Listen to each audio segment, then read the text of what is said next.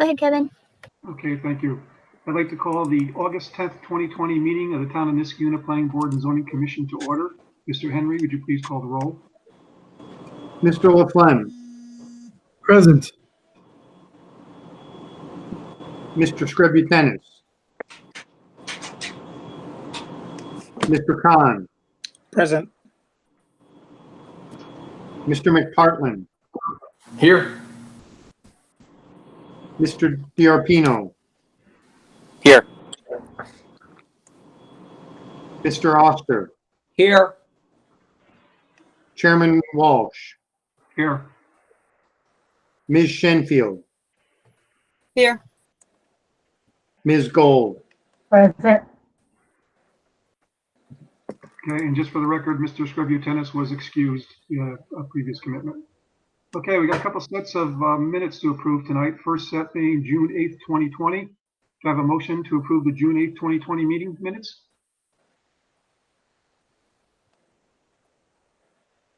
Motion. A motion by Mr. Khan. Do I have a second? Second. That second, I believe that was David, right? Mr. Diarpino? Correct. Okay, thank you. I changed my screen because I was looking at the minutes. Discussion. I have a few just typos, nothing serious, but might as well make it right. So let me go through those. I don't know if you have the package pulled up, Laura, but on page 2, line 41.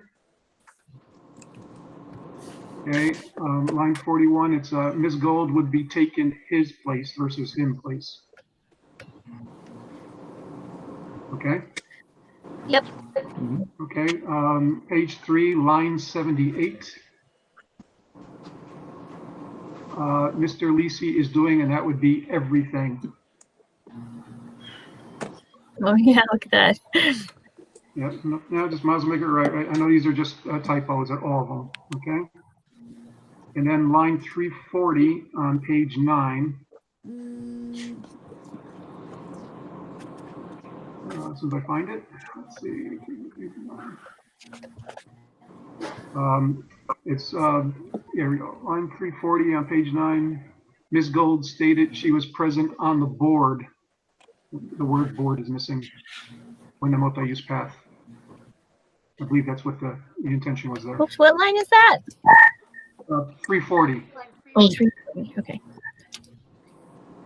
And 340. it's not exactly what I said anyway. Okay, what do you want to put there? Hold on, let me pull it up again. How about Miss Gold stated she was present when, I believe I said when the neighbors on Windsor came to town hall and vehemently opposed the multi-use pathway. At least that's what I was trying to say. Okay, wait, sorry. Speaking of connection problems.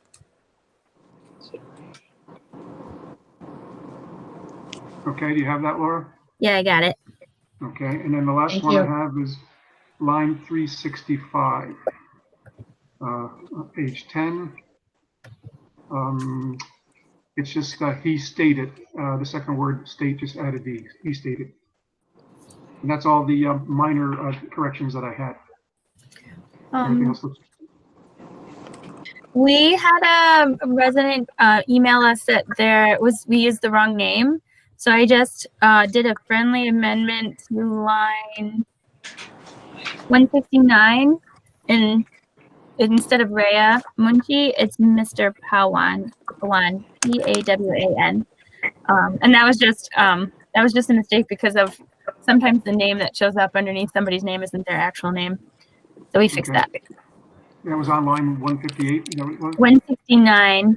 It's just the name of someone was stated incorrectly. Okay, great. All right, does anybody else have any corrections or changes? Yeah. Mr. Chairman. Yep. Hi, it's Mo on page 7 of the minutes, on line 276 to 278. I think it was more than I was saying. I wanted to clarify the intent. I think what I thought I said was clarify and distill for understanding the documentation relating to the consideration of the Windsor extension. clarify the documentation. Clarify and distill for understanding Clarify and distill. the documents relating to the consideration of the Windsor extension in relation to the comprehensive plan. Okay, got it. You want to read that back, Laura, to make sure we all got it? So it would say he meant that he wanted to clarify and distill for understanding the documents related to the intent of the planning board regarding the Windsor. No, not the intent of the planning board, relating to the consideration, of the Windsor extension. Okay, so get rid of that whole part. Yeah. Of the Windsor extension in relation to the Right. to the comprehensive plan. Okay, so it would say he meant that he wanted to clarify the intent of the. Oh, sorry. He meant that he wanted to clarify and distill for understanding the documents related to the consideration of the Windsor extension in relation to the comprehensive plan. Yes. Okay, thank you, Laura. Anybody else comments or changes to the June 8th, 2020 meeting minutes? Just a small typographical error on page 9, line 353. The spelling of cul-de-sac, just one L.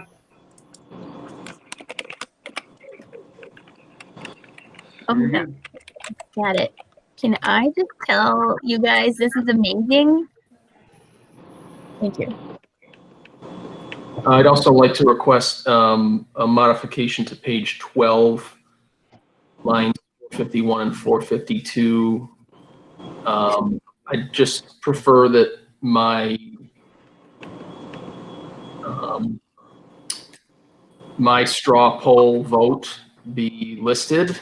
I'm not really sure what I said in addition to full connectivity, but I don't understand the sentence that we have there and something to that effect. Oh yeah, no, that sentence doesn't make sense. He added that he believes the decision should be left up. Yeah, there's definitely something missing there. Do you want us to go back and listen to it or just take that sentence out? I mean, the purpose of this part of the minutes is just to record my vote in the straw poll. So my vote was for full connectivity. I might have added some color to it, but we can, okay, so we'll just strike that sentence then. okay. Okay, thank you, Patrick. Thank you. Anybody else, comments, corrections? June 8th? Okay, hearing no other comments or corrections, let's do all those in favor of modifying the minutes as stated by several board members, signify by saying aye. Aye. Aye. Aye. Are any opposed to modifying the minutes? Okay, hearing no one opposed, the minutes have been modified. Okay, and let's do an approval of the minutes as modified. All those in favor of approving the June 8th meeting minutes as modified, signify by saying aye. Aye. Aye. Any opposed to the approval of the modified minutes? Okay, hearing no one opposed, we'll approve the modified June 8th, 2020 meeting minutes. Thank you. Okay, we have the June 22nd, 2020 meeting minutes. Do we have a motion to approve those minutes? So moved, Mr. Chairman. Okay, that was moved, and I don't have a picture up here because I'm looking at the minutes. Who was that? Mr. Oster? Yeah. Okay, it was moved by Mr. Oster for approval, and do I have a second? In fact, I'll second the June 22nd, 2020 meeting minutes. All right. Any comments, corrections on those? I have none.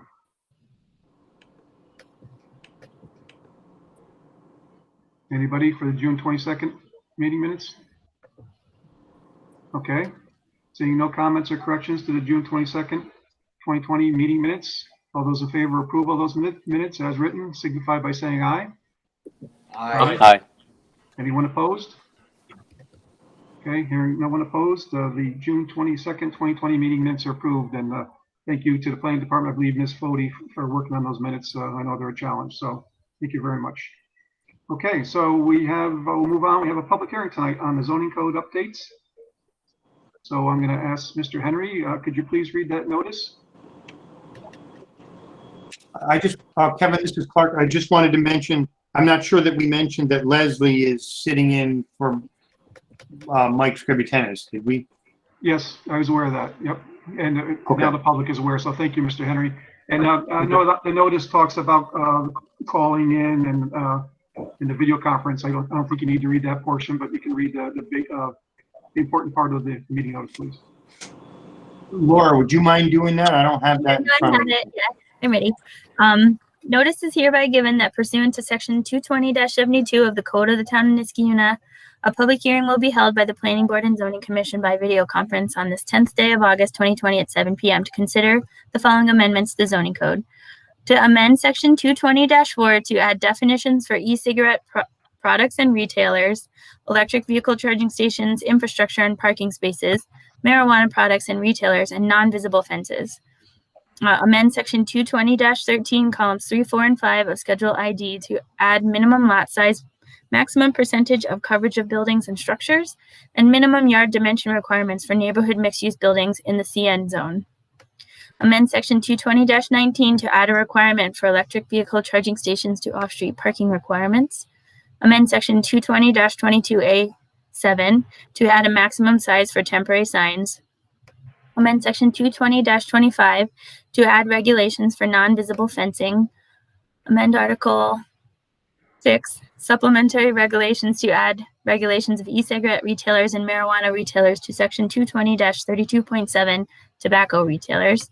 Amend section 220-32.7 to include e-cigarette products and marijuana products in a 1,000-foot separation requirement from schools, nursery schools, private schools, and daycare centers.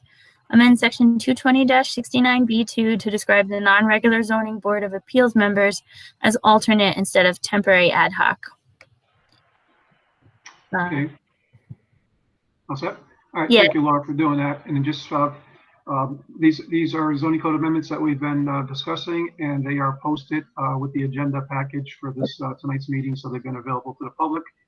So as usual, we'll if there's anybody that wants to be heard regarding any of these planning zoning code amendments, please state your name and address for the record, and we'll listen to what you have to say. Laura, do you have anybody that wants to speak tonight regarding these? I didn't have anybody specifically reach out to me. Is there anybody on the line who followed the link? No. How about for the record, did you receive any emails or letters regarding I the didn't. zoning code? I did not. Okay. Okay. All right. So hearing no one that wants to speak regarding those, we'll close the public hearing on zoning code updates. We will be discussing that later on during our discussion items portion of the agenda, and we'll move on the agenda. Next up being privilege of the floor. Anyone wishing to be heard regarding any planning and zoning matters in the town of Niskayuna, please state your name and address for the record, and we listen to what you have to say. What you got, Laura? Yeah, I heard from Connie Trigger if she wants to go. Hello. Hello. I'm here with my husband, Paul Trigger. We're at 4072 Windsor Drive. This was a tough one to write tonight because I didn't think I was going to be talking to you again. But my comments tonight are about communications and clarity.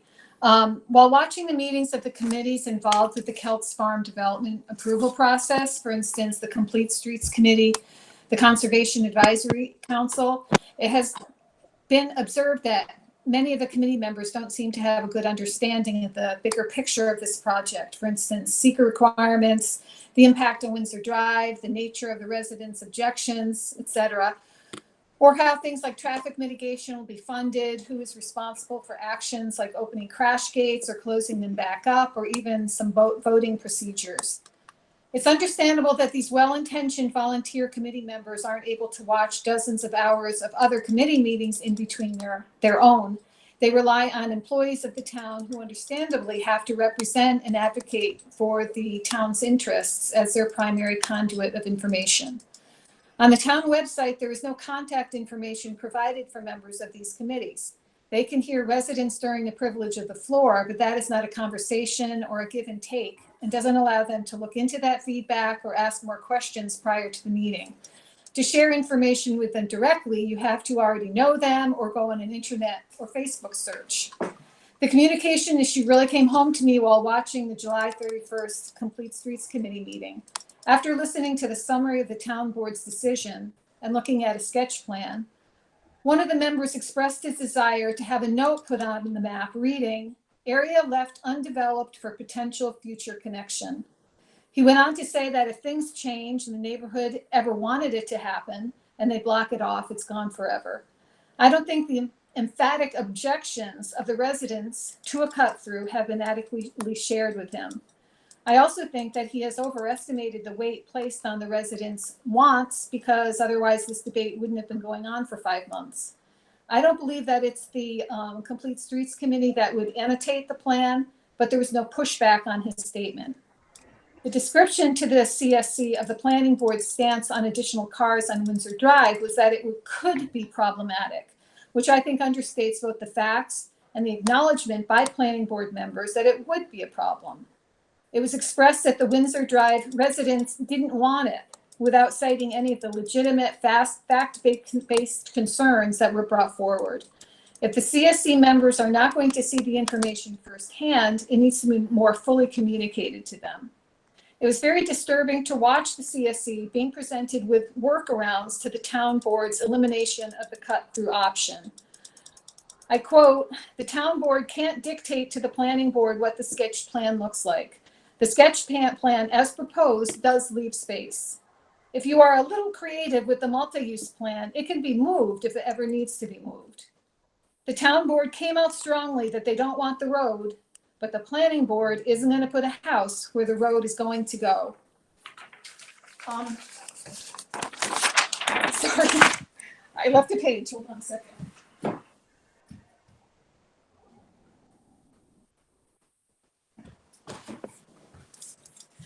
Well, I'm going to have to wing it from here, but when we saw the sketch plan of the, in your package today, there are 2 sketch plans. Both of them show a pavilion. Both of them have a cul-de-sac that is near the Windsor Drive stub. It doesn't have any houses on it. It's got, as I said, the pavilion on one side and green space on the other. And I'm hoping that this is not a creative use of the multi-use path to comply with the ruling that the town board made, but without following the spirit of their vote, which was no connection ever. So I was talking about clarity. And there are issues with clarity, as we know, about the comprehensive plan and confusion about the different contradictions. And I think that there is a lack of clarity when we see other committees coming up with creative ways to work around this in their plans. I'm sorry, I'm usually more organized this, but I had trouble getting in.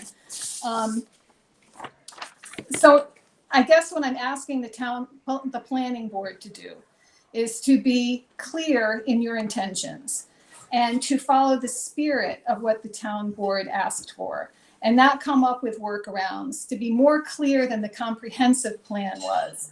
And so that years from now, the people in the new development aren't told, well, there's a cul-de-sac that was right near Windsor Drive with no houses around it. You should have known it was going to be connected.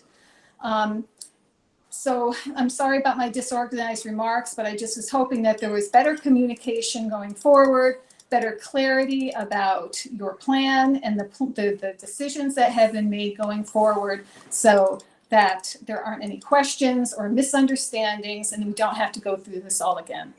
Thank you. Okay, thank you. Do you have anybody else, Laura, to speak? I didn't receive any emails, but I did see Art join the call. Art, were you interested in speaking tonight?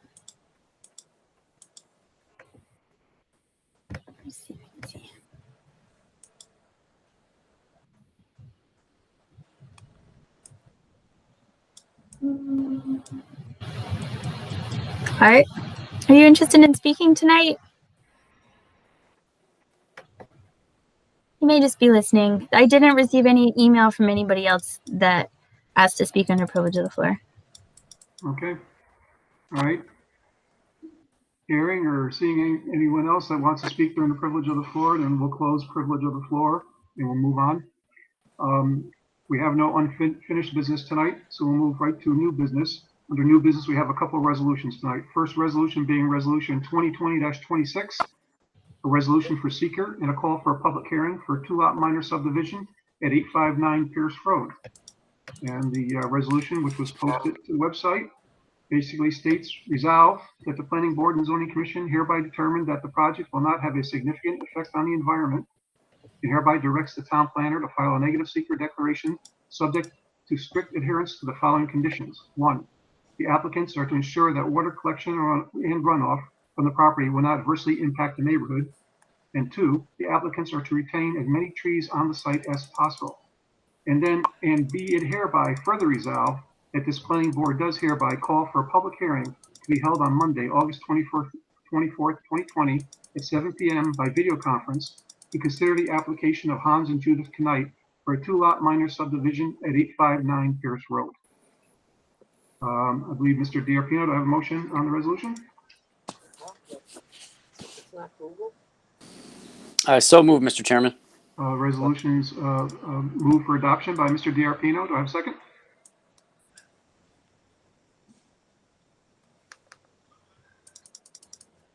Second, Mr. Chairman.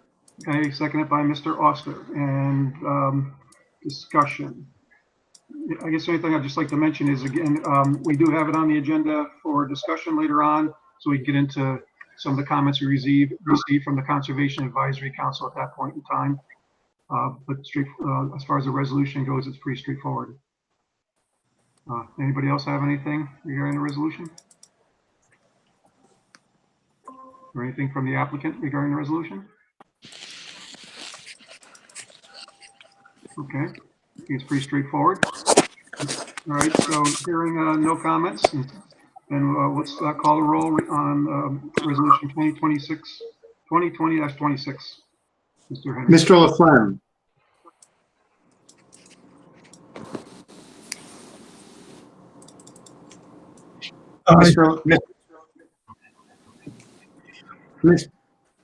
Mr. Khan.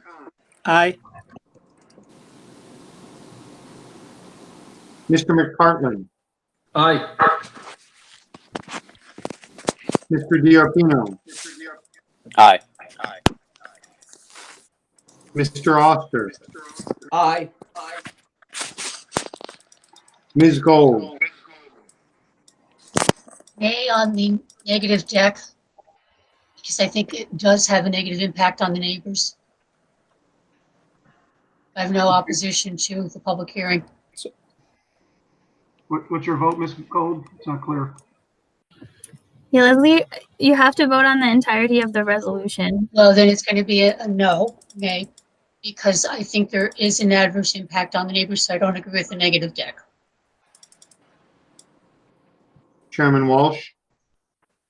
Aye. Is that everyone, Mr. Henry? Okay. Yes. So the motion carried, the resolution is passed, and we'll have a public hearing on August 21st or 24th, 2020. And if neighbors have any concerns, we'll hear about them at the public hearing, of course. All right, that takes care of that first resolution. We have a second resolution tonight, resolution 2020-27, a resolution for site plan approval for 2141 Eastern Parkway.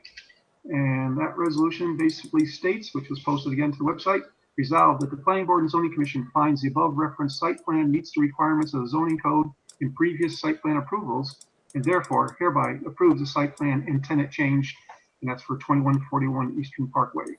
And I'll move, since we don't have a project leave, I'll move that that resolution be adopted. Do I have a second? Second. Seconded by Mr. Khan. And any other discussion? Again, I just, let's see, if we don't have this for any discussion items, but, you know, basically it's a 1-for-1 with medical use, psychiatry is, considered medical use, so it's a 1-for-1. I know there were potential concerns with some signage. I think it's a minimum of 5 acres required, but the signage falls in the city of Schenectady. So and it looks reasonable from what I saw that was included in the packet, the size of the sign. I think the sign is being relocated from the current location. So seems like pretty straightforward since it's a 1-for-1 tenant change. Any other thoughts or comments on that? And the applicant is here.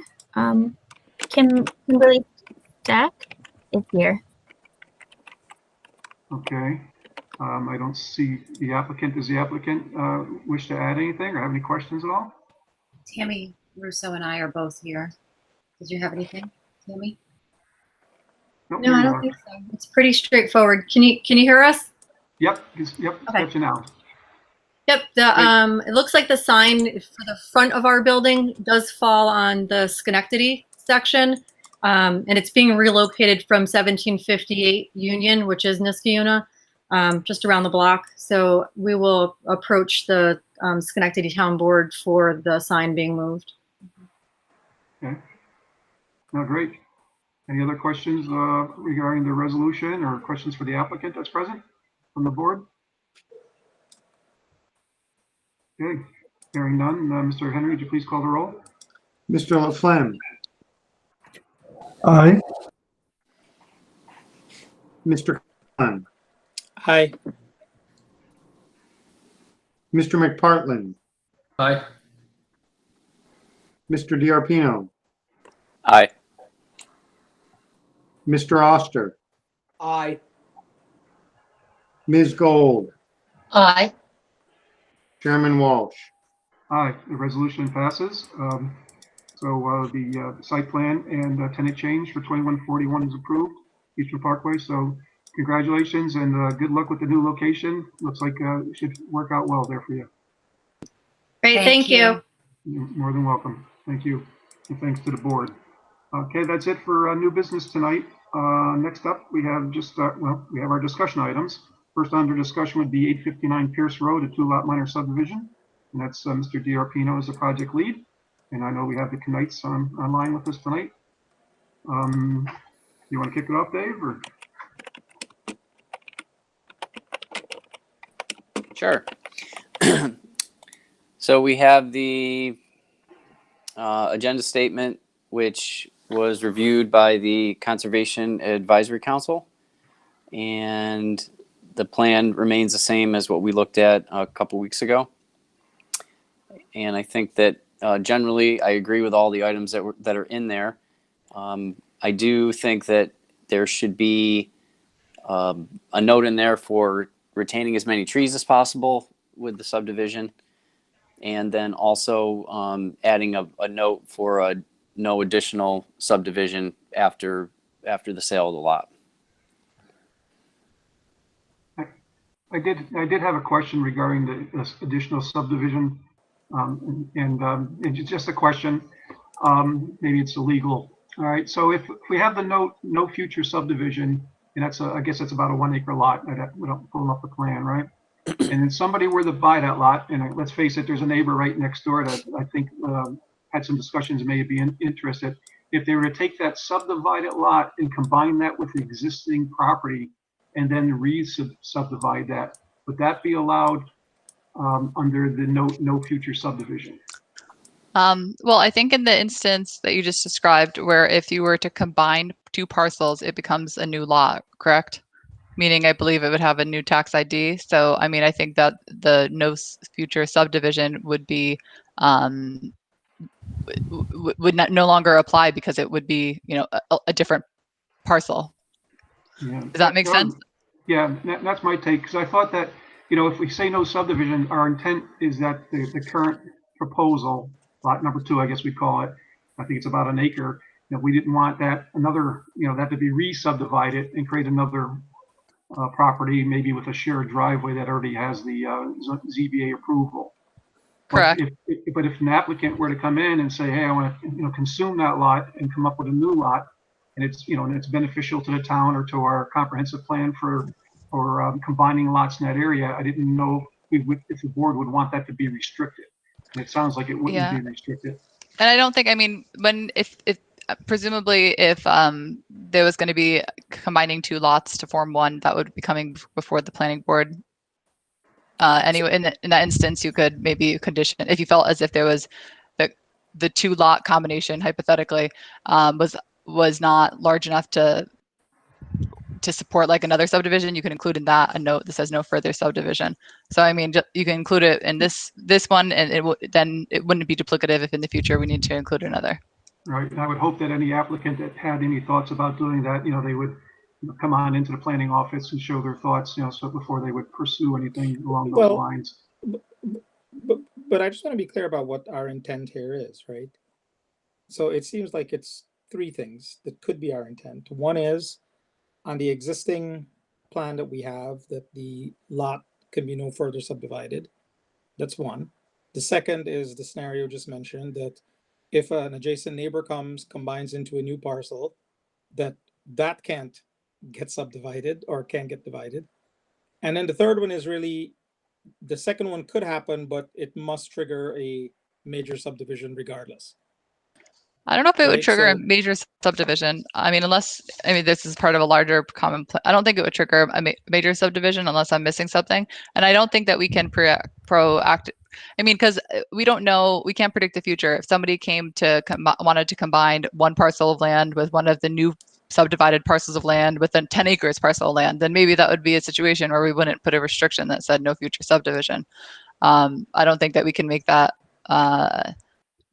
that judgment now that no super subdivision, even if there's one of the parcels is added to another one. I think the intent, correct me if I'm wrong, is just to prevent these two parcels from being further subdivided. That's why I wanted to talk about it. It's my understanding is it keeps those two parcels from being subdivided. They're again about 1 acre, making them 2 or 4 half-acre lots in the future. But aren't we aware that that situation is not going to happen? That what's going to happen is the neighbor is going to buy the lot and Well, I combine don't it with know. their adjacent. I don't know if that's the case. I'm just trying to be proactive to make sure we understand that it's a potential, right? That neighbor, or if that neighbor were to leave, the new neighbor, right? Whoever I owns thought that the lot. owners had made that clear to us that someone was interested in doing that. Well, He stated his interest, but there's no pending sale or offer to our knowledge. He just stated his interest. Can I say something? As the owner, we have heard nothing more, and I expect that it's just sort of a dead matter at this point. There was some initial interest, but if there's not continued conversation, there's no grounds to think it's going to go any further. Yeah, thank you. So I'm okay with the no subdivision. I just think we need to understand, again, what does that mean? If it's just the current parcels as proposed, fine. It sounds like that it would not keep somebody, if they were to, some 20 years from now, grab a hold of that lot, assuming it's not built on, of course, and sold. So there's lots of ifs there, right? I just want to be proactive and make sure we talk about it. We don't have to have, a decision tonight if Ms. Kim wants to, look at it a little bit further, and as long as we understand where we're at before a final resolution and, updating the map, that's what's important, I mean, unless there is further questions as to the advice I just gave regarding your ability to impose the condition of no future subdivision on future potential combinations of lots. I mean, I think that you can proceed tonight if the planning board's comfortable doing so, or unless you have other legal questions that you would like me to provide, a written memo on or something of the sorts. No, I think I'm okay. I don't know how anybody else, again, it's just trying to be, think about the future, I think we got a good plan here, and likelihood, it's unlikely, but. So I'm still not clear what we're conditioning. The condition would be no subdivision of the lots as proposed. It wouldn't prevent an applicant from buying the lot before it's built on and then combining that with other property and then re-subdividing it. In other words, changing that lot, as Ms. Kim just summarized. And it seemed, Ms. Alexis, if we wanted to condition against that, we could do that also. You could not, because I would say you could not, because it would become a new lot. So you could say that the two subdivided parcels that, I'm calling them lot 1 and lot 2, that lot 1 and lot 2 can never be combined with another parcel, except I don't think that would be consistent with people's, property rights. And I don't think, like I said, I don't think this is going to evade planning board review in the future if there is ever, a proposal to combine lot 1 or lot 2 with a larger parcel. And at that juncture, that town planning board can, rather than, base a decision today on things that may never come into fruition, the planning board can at that time add another note that says no future subdivision of this new parcel. Correct. Yeah, so it would have to come to us for, the subdivision process, so. Right, but I mean, legally, we'll be bound to see that subdivision process through. And if it were a minor subdivision, it wouldn't require any SWIPs. And we would end up having another 4 houses in that area. I'm just going to the end game. Well, I don't think it may not require, but we could ask for if there's a concern with drainage over in that area, which we have heard about. I think we could still direct that due to, seeker for environmental concerns that a drainage study be, or at least a study occur. I mean, I just want us as a board to at least have our eyes wide open. Granted, none of these things might ever happen, but they also could happen. Yeah, no, exactly. And I agree. And I think that the Vincenzo subdivision was a good example of how we mitigated against those issues. And I mean, I know that people, are fearful, or not fearful, they're wary when they hear that somebody doesn't have to complete a full SWIP. But I mean, that just means they don't have to do a post-construction stormwater drainage analysis. They still have to, prepare a SWIP. And that still is, enforced and monitored by our stormwater management officer. So it's not as if we're giving up free reins to potentially exacerbate or add to drainage issues. Okay. Any other questions regarding that? So it sounds like the recommendation from Mr. DiRapino and by the planning office is that we include the no subdivision, future subdivision clause on the final resolution for the subdivision. Of course, we have a public hearing at the next meeting, and we'll hear what the public has to say and whether there's something that we've missed that they'll help us out with, right? Is there any other items? Laura, is there anything else, or Dave, regarding this property? I think the agenda statement's pretty clear. I mean, I know we're going to need to, since we're going to have the public hearing, and I know it's a tight timeline, I don't have a problem, unless the board does, having a tentative resolution also for the next meeting. If we don't hear any concerns from the public or nothing critical comes up, we could, have a resolution ready and move this along to final. Is that okay, David, with you? Yeah, I agree with that approach. Anybody have any concerns with that? Any board members? Okay. So I would prepare a resolution based on the discussion that you guys had with the standard subdivision notes, plus a no further subdivision, which I think is consistent with what we've done for similar kind of flag lots in Pierce Road, like the Squalia lot that we just looked at and a couple of the other ones. And I mean, a lot of that reason is it would be impossible and very detrimental to the neighborhood to further subdivide that. It already had to get a substantial waiver in order to have frontage. So you really wouldn't want to see any other kind of thing squeezed in there, even though it's 1 acre. It's just, I think, a matter of frontage. So I think that that's very consistent with things that we've done in the past. And then if there's something in the future that happens, we can deal with that when that happens. I think it's a little bit different than some of the other stuff that we've seen before. And then the only other thing is Miss Knight is passing on all the notes to the surveyor. There's a potential that he'll be able to get all those notes on there. Maybe the first pass. Oh, go ahead, Judy. I sent him an email. I mean, I just received, well, you sent him out on Friday. I just got him today because we were away. I asked that he try to have them available for the 24th. I've not heard from him. I've asked him to, be able to confirm that for me. So it just doesn't give him a lot of time, but, hopefully he will do it. But it's not survey work. So he's just adding notes and text to a plat that he's already prepared.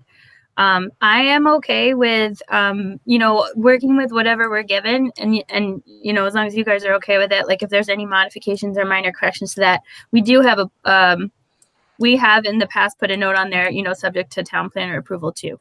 So I would probably, based on when the surveyor can add those notes, either have the full or, a partial that would then be subject to just me proofing, the the text that's being put on the plat, if that's okay with you guys. Right, we can always, we can always condition something that's missing and ensure that it gets on there, Yeah. Yep. That sound good with the planning board members? How about the Okay. Knights? You guys all set? Yeah, now he's not going to have to identify all the trees or anything like that on this. No, No, for a building permit. on the building permit, whoever, yes, when it's building. Okay. Yeah. Yeah, that's fine. And got my fingers crossed he'll get it all done. Right. Yeah, like I said, we can always condition if it's something is obviously missing. We can make sure it's on the condition so we can move forward as long as there's no, public comment that impacts our decision. And that'll keep the timeline tight. I know you're on a tight timeline. I want to get it done this time, so that'll help you guys out also. Okay.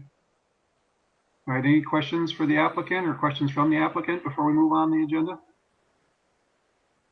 Okay. No, I don't. I think we're all set. Thanks. Yeah. Okay. Thank you. Okay. Public hearing next meeting and a tentative resolution. Thank you, everybody. All right. Next, we have 2465 McGovern Drive, a site plan application for a 5-resident group home.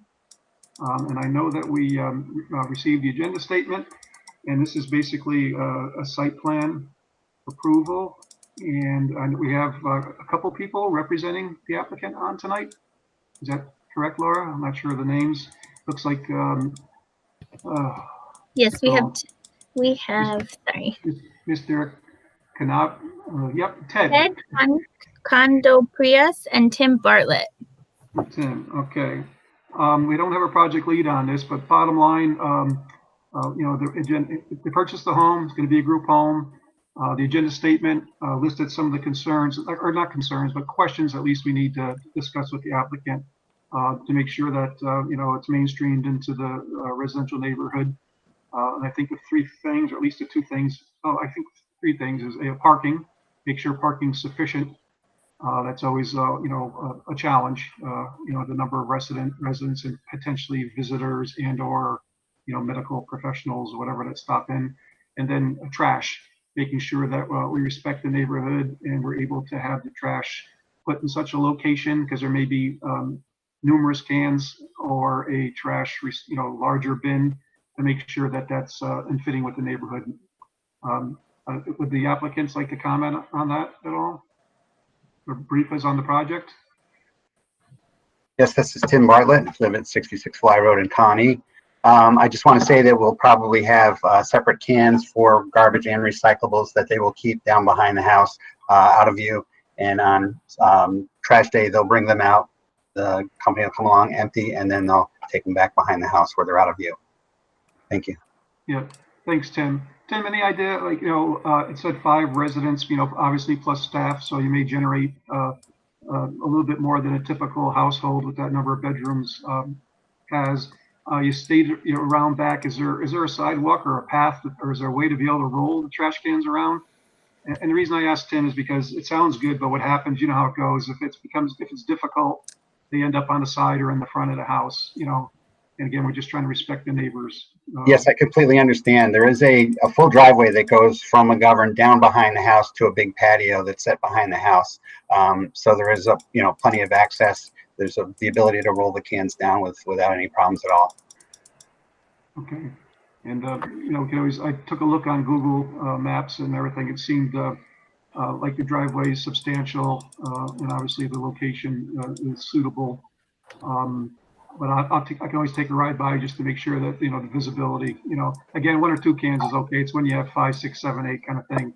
There's another group home, I believe, right around the corner here on River Road.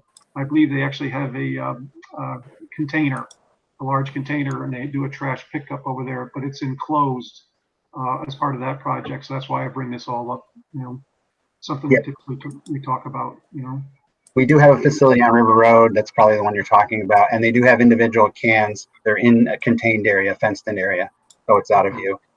All right. So that's the goal. Keep them out Okay. of view. That's the goal. All right. Very good. Yes. All right. How about, can you talk to us about number of vehicles that are expected in the driveway, throughout the course of the day, and why the site is suitable for that? Sure. The house will be staffed 24/7. I expect about 3 to 4 staff during the day and 2 at night. So there'll be 3 or 4 cars in the driveway at one time. There's probably going to be one van that's owned by the Center for Disability Services to transport the residents around. That will be there, all the time. But the front driveway is large, so I think we've got plenty of room for anything we need there. Seems reasonable. You're familiar with the group home on River Road, it sounds like, Mr. Bartlett? Yes, we do have a building on River Road, yes. Yeah, do you know how many residents are over there at that location? I believe there's 8. Okay. I know that sometimes it's challenged over there with the parking, during the day, it seems like, or maybe they have special events where family members visit or something along those lines, but it seems once in a while, it seems like they're packed in there pretty tight, the vehicles. Yeah, I mean, we do have, holidays and events where the families come over and that sort of thing. So it is a challenging parking area. There's maybe 6 or 8 spots. There are 2 company vans in that driveway, and they're the large vans because people are in wheelchairs in that house. So they take up quite a bit of space. That won't be the case on McGovern, wheelchair bound? Well, we want to make sure the house is accessible. That's, the reason why we're going from a 2-story to a 1-story ranch. I don't know who's going to be in that residence right now, but for the future, we may have a larger van in the parking lot.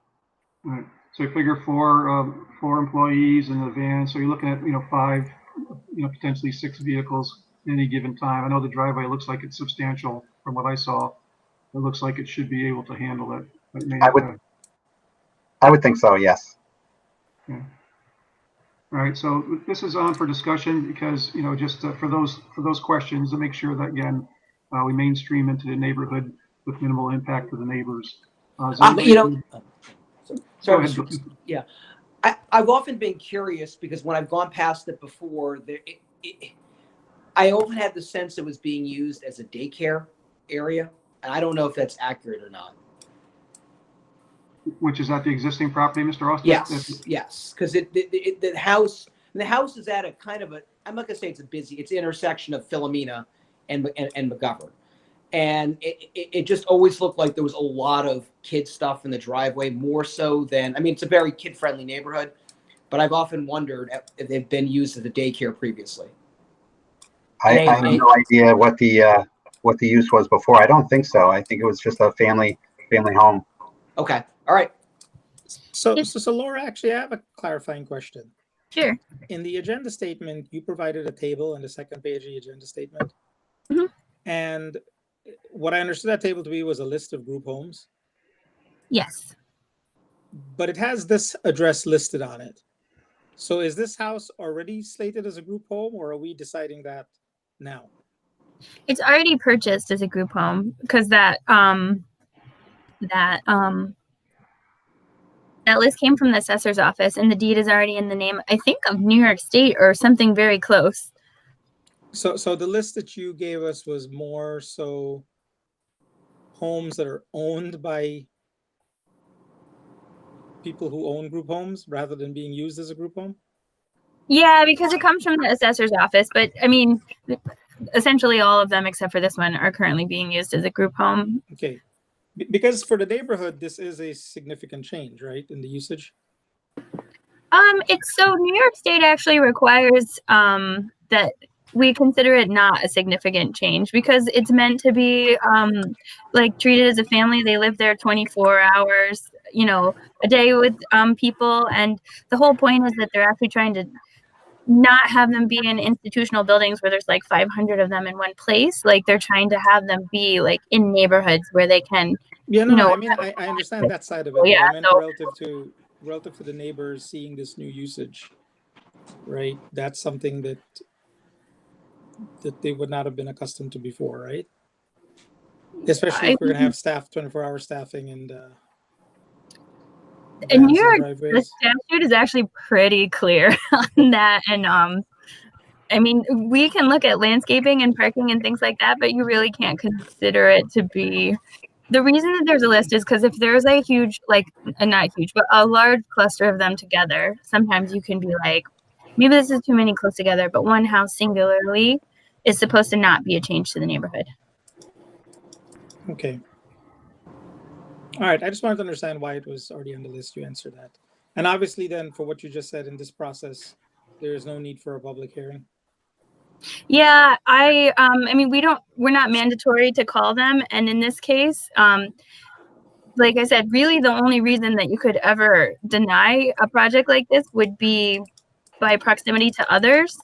And Niskuna has been very open and welcoming to these homes, and we generally speaking, I would say welcome them. We just want to make sure that the impact is minimal, and so that's why Kevin didn't want to have a resolution on for tonight, so that we can, give people a chance to look and speak. But it wouldn't typically be something that we call for a public hearing on. Right. Laura, Thank when was you. the last time we approved one? Because I'm like literally scratching my head to remember when we had approved it in the past. Yeah, I mean, so it's just kind of interesting. We were looking through, I mean, New York State notifies us when they're occurring. Occasionally they've just gone through with the building permit. I think this is probably the first one since I was a planner here. And, we were looking at it just closely and just wanted to make sure that people had, a chance to look at it and take a look at the parking, but you don't approve them very often. Yeah, last one I remember was River Road personally. Yeah, There may have been but River others. Road was fairly well secluded, right?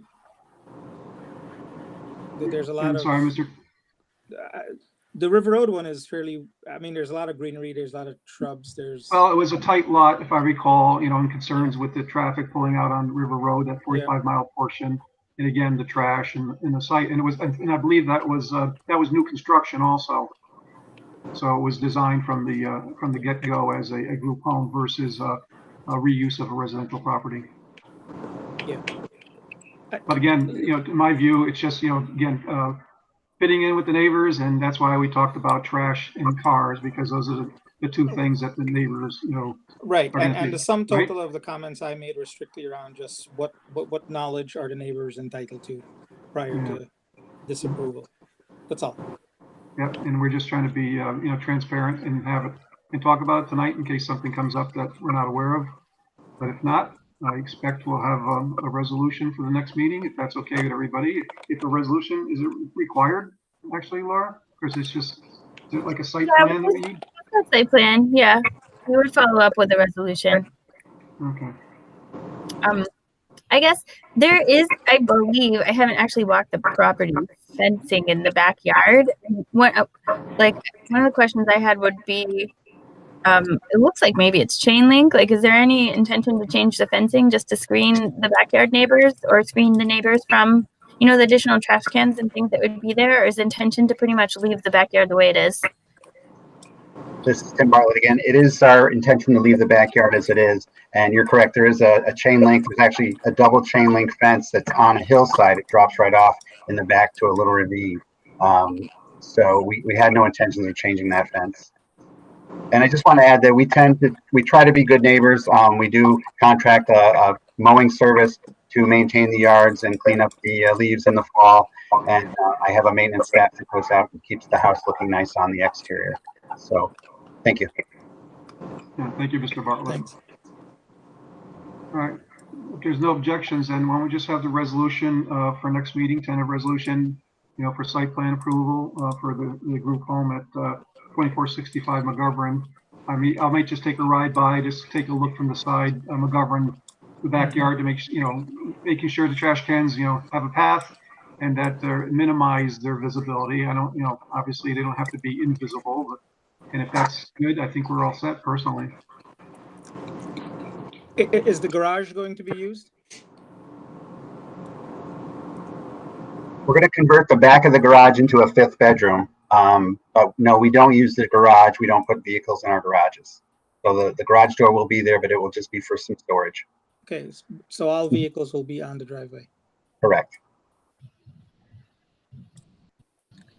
And and I think Clark talked to the applicant about this quite a bit, but that's the biggest hurdle that we face sometimes with the additional people in the home is cars not fitting in the driveway or parking on the front lawn, and you're not allowed to park on the front lawn. So, I mean, if you do, the building inspectors, they can come out and enforce that, which typically sometimes they do, but it does look like on this property, there is almost a second driveway So there may be some ability for people who are staying there for a long time to pull their cars up in that second driveway and tuck them away. I don't know. Oh, so that second, I'm looking at it on Google Maps. So that second driveway is on this property. Yeah, there's like one that goes to Philomena and there's one that Right. goes to McGovern. The Philomena Yeah. one is paved and very wide. And then there's a kind of a long gravel driveway Right. to McGovern that you may be able to tuck some of the cars that are staying there longer term on. Yeah, Laura, the one in the back is actually paved. That's not gravel. Paved. That's not gravel. It's Oh, it paved. is. So there Yeah. are two paved driveways? Yes. Yeah. Good. Right. So I was looking in the drawings. Yeah. So we didn't see actually a sketch plan of the exterior property, right? We only saw the aerial photograph, and we just saw the plan of the inside. Correct? Yeah. I mean, they're not making any facade changes to the house. Right. Yeah. So I mean, on the line that you're talking about, Laura, I mean, maybe it is possible to utilize these two driveways to somehow help with whatever, additional parking or more continuous parking that might need to be done. I don't know. I'm just throwing it out as a thought. Well, board members get a chance to take a ride by if you haven't had the opportunity yet. Take a look. We'll have a resolution for next meeting. And if something important comes up prior to then, you can reach out to Laura or myself, and we can talk to the applicant. I think we're pretty straightforward at this point. Yeah, Mr. Bartlett, just a quick question. Have you talked to any of the neighbors? Are the neighbors aware of the purchase and the proposal? I'm not aware of anybody talking to the neighbors. I have not personally. We have a separate group of people that kind of do the house choosing of the house, that sort of thing. They may have talked to some neighbors, but I personally have not. Okay, thanks. Okay. Any questions for the applicant? Comments? Concerns? No? Okay. Hearing nothing else, then on McGovern Drive, we'll have a tentative resolution for the next meeting. And anybody please, if you have an opportunity, take a ride by. I looked on Google Earth today, but I'll also do a drive by, make sure I'm comfortable with the resolution. Okay. All right. That's it for 2465 McGovern Drive for tonight. Thank you to the applicant for your time tonight. Thank you very much. Okay. All right, and that leads to, 2538 River Road, Kelts Farm, average density development and major subdivision. And to kick this off, I did request Ms. Kim or Ms. Robertson basically brief us on the town board's decision and make sure we understand our charter on a go-forward basis based on their, a positive seeker with the mitigating factors that were included in the resolution. So Ms. Kim, I'll turn it over to you. Yeah, so for those of you who didn't tune in to the last regular meeting of the town board on July 28th, there was a resolution before the board on to act on the special use permit application submitted by Joel Bisleone for Kelps Farm. There was extensive debate and discussion regarding both whether or not there would be a negative secret determination and the conditions that would be attached to the issuance of the special use permit. With regards to secret determination, the town board was not comfortable issuing a negative declaration unless there was very clear that there would be no road connection. The reason I say that is because they found that if there was a road connection between Windsor and the Kelts Farm, that there would be a substantial adverse change in both traffic and noise levels. So essentially, that's why they decided to include specifically and spell it out right in the resolution that town board hereby determines that the project will not have a significant effect on the environment, and then directs the town planner to file a negative declaration with the following condition. In order to address a substantial adverse change in traffic and noise level, no road connection would be completed in connection with the special use permit. And I will say that the language could have been a little bit tighter, except this was, for those of you who did tune in, the town board, we amended this, really on the spot to add in this language to, detail why the town board was issuing a negative seeker determination. So in so much as it says or leaves for any, room for ambiguity that no road connection would be completed in connection with this special use permit, that is not intended by the town board, nor should be interpreted as the town board saying that in the future, in another special use permit scenario, they would find that the connection, wouldn't have an adverse change in traffic and noise level. So that was their decision when it came to the seeker determination. Then with respect to the issuance of the special use permit, there was much discussion about whether or not they should just, deny the special use permit so that it could go back before the planning board. I had explained to the town board and given them, upon request, a legal, recommendation as to whether or not they could change the sketch plan configuration, and whether they had the authority to do so, meaning could they move around the houses. And I said, the zoning, the ability to zone is within the exclusive jurisdiction of the planning board. Their jurisdiction is more police power and just issue the special use permit, issue it with a condition, or deny it. So they fully understood, because there had been, just like how the planning board saw multiple drawings submitted by the applicant, the town board had received multiple configurations. And so I made it clear that they were voting on the configuration that was presented to the planning board, that the planning board based its recommendation on, meaning it could not base its issuance of the special use permit on a prior design that just sold the multi-use path. And they understood that fully, and with the caveat being they understood that the planning board could then, when it came back for a site plan approval, could modify, the emergency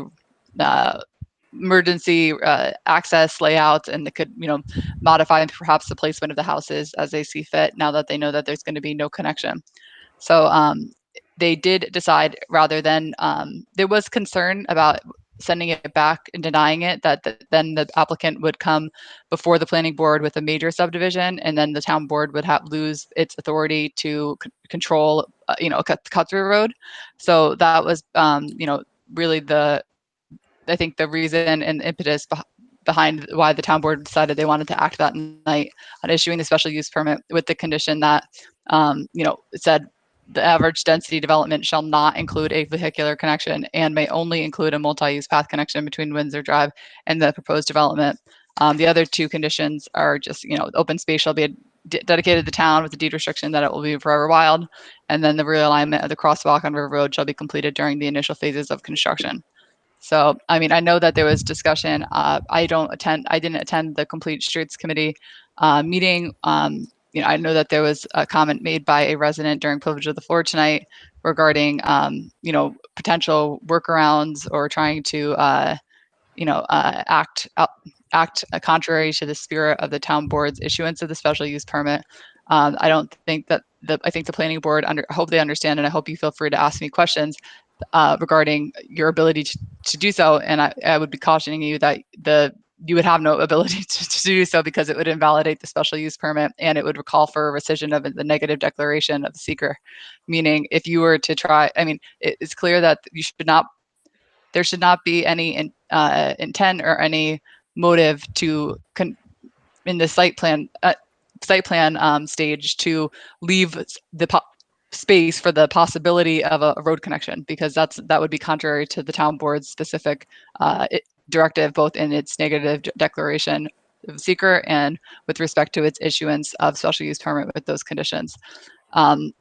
If there's questions regarding if you have any constraints on changing the layout of where the houses are, that is just, now we look back to our zoning code, and it just would be, the open space requirements, and those that really fall within Laura's expertise and not mine. But I would say that, you can't act outside the scope of the special use permit, and you can't act in a way that would force the lead agency on this, which was the town board, to have to rescind their seeker determination. So if there's any, questions that I haven't answered or addressed, I can't speak for, what other committees have said, but I can say that I think the planning board understands that there's no workaround that you guys would be trying to get in order to achieve the connection, because that I mean, it couldn't. It will be reflected in the minutes, and it's reflected in the resolution. Alexis, just one small question.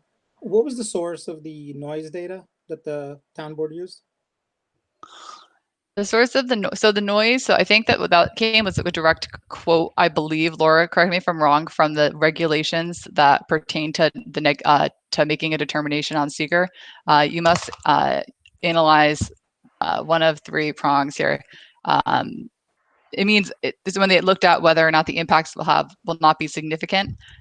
Noise and traffic. I believe that we were going to actually put that in quotes, but we didn't. They just go hand in hand. So they didn't do a noise study. I think they were just Laura and I was the drafter on demand of this language. But this is, I think, coming directly from the regulations, New York State regulations. So the understanding was that there is a correlation between the increased traffic, which we had hard data on, yes, solid data, and increased noise. Yeah, I think it was just the presumption that with increased traffic comes increased noise. Okay, thank you. Mm-hmm. Any questions for Ms. Kim or Ms. Robertson regarding the town board action? I do have another question. I didn't see the video. Did any discussions of traffic mitigation, speed mitigation, volume mitigation on Windsor Drive as it exists come up in the discussion at all? I mean, there was recognition that there is an existing speeding problem with speeding, that obviously there was a decision was made to place a speed display sign right at the top of Windsor and Fox Hollow intersection. But I mean, in so much as it related to issuance of a special use permit, that's an existing problem that will be addressed by the appropriate public police and public safety and our special traffic unit that we have. So they're well aware of it, and it's been brought to the attention to the Police and Public Safety Committee, which is where residents should go if they're listening to this, if they have complaints or concerns about speeding. Thank you. Yes, the one I have, I watched the meeting. I have not spoke to any town board members, but one thing I guess maybe Laura or Alexis, you could help me with is that the decision that they handed down was that no connection from the Kelts farm to Windsor, no vehicular connection, correct? And I just want to see if I understand, what the difference between that is and no connection from, if the connection didn't occur on River Road, if this new community was part of the Windsor community. Was there any discussion on that or the basis for? Yeah, I think I know what you're referring to. So at one point, I think the applicant had submitted to us a design where it wasn't necessarily a cut through to River Road. It would be allowing those within the new development to exit on, and the dead end. It was very clear that the dead end was, from the town board's perspective, was to remain a dead end, and that I brought this up. If you listened, I said, if there was ever, they would have to first accept a deed in order for a street to become part of the official map. So I think the intent is to keep, the dead end a dead end. And that, since the traffic study before them was on the cut through that would allow direct cut through River Road rather than it was a traffic study specifically on. So that was the design that the planning board based its recommendation on. I don't think that really was a discussion or consideration.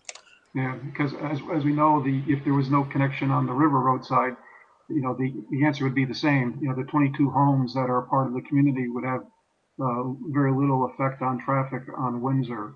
So that's why I just kind of, trying to understand that, I think the town board understood that they were only looking at the design that was before them, not other designs. And so I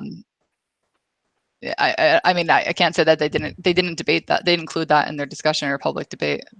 Perhaps they maybe considered it in the back of their mind, but it wasn't an influencing factor in their decision. Well, we had made a conscious choice not to be specific about where we were going to put the crash gate, right?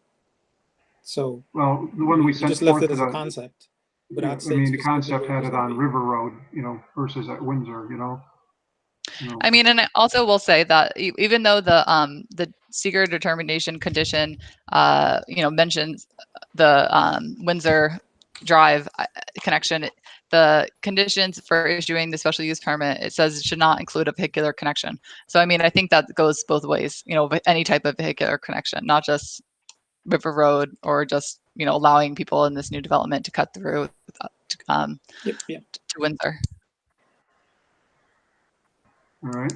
Okay. Any questions for Laura or Ms. Kim regarding that, or comments from the board?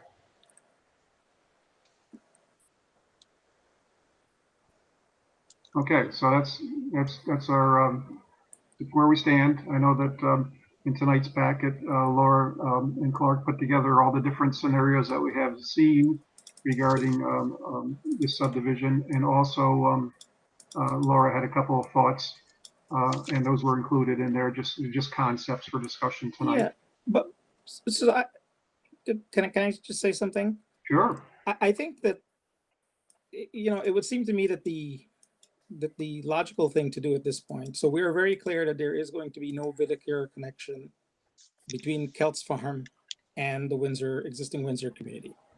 So that's very clear to me. So I'd like to go back to Joel and say, given that you know, fact now is in existence, how are you going to lay out Kelts Farm to both comply with all the learnings you got from the county on entrances for emergency access, which can never happen from Windsor, right? Which has to happen from River Road, right? Unless they're going to drive over grass to try to get to something.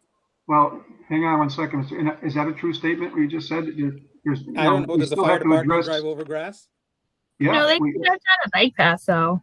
I think a bike path can serve as an emergency connection. Well, Okay, what so did we the do point up I'm at making is, where's Joel and how he would want to lay it out? No, Joel's listening to I'm us. following. Can you hear me?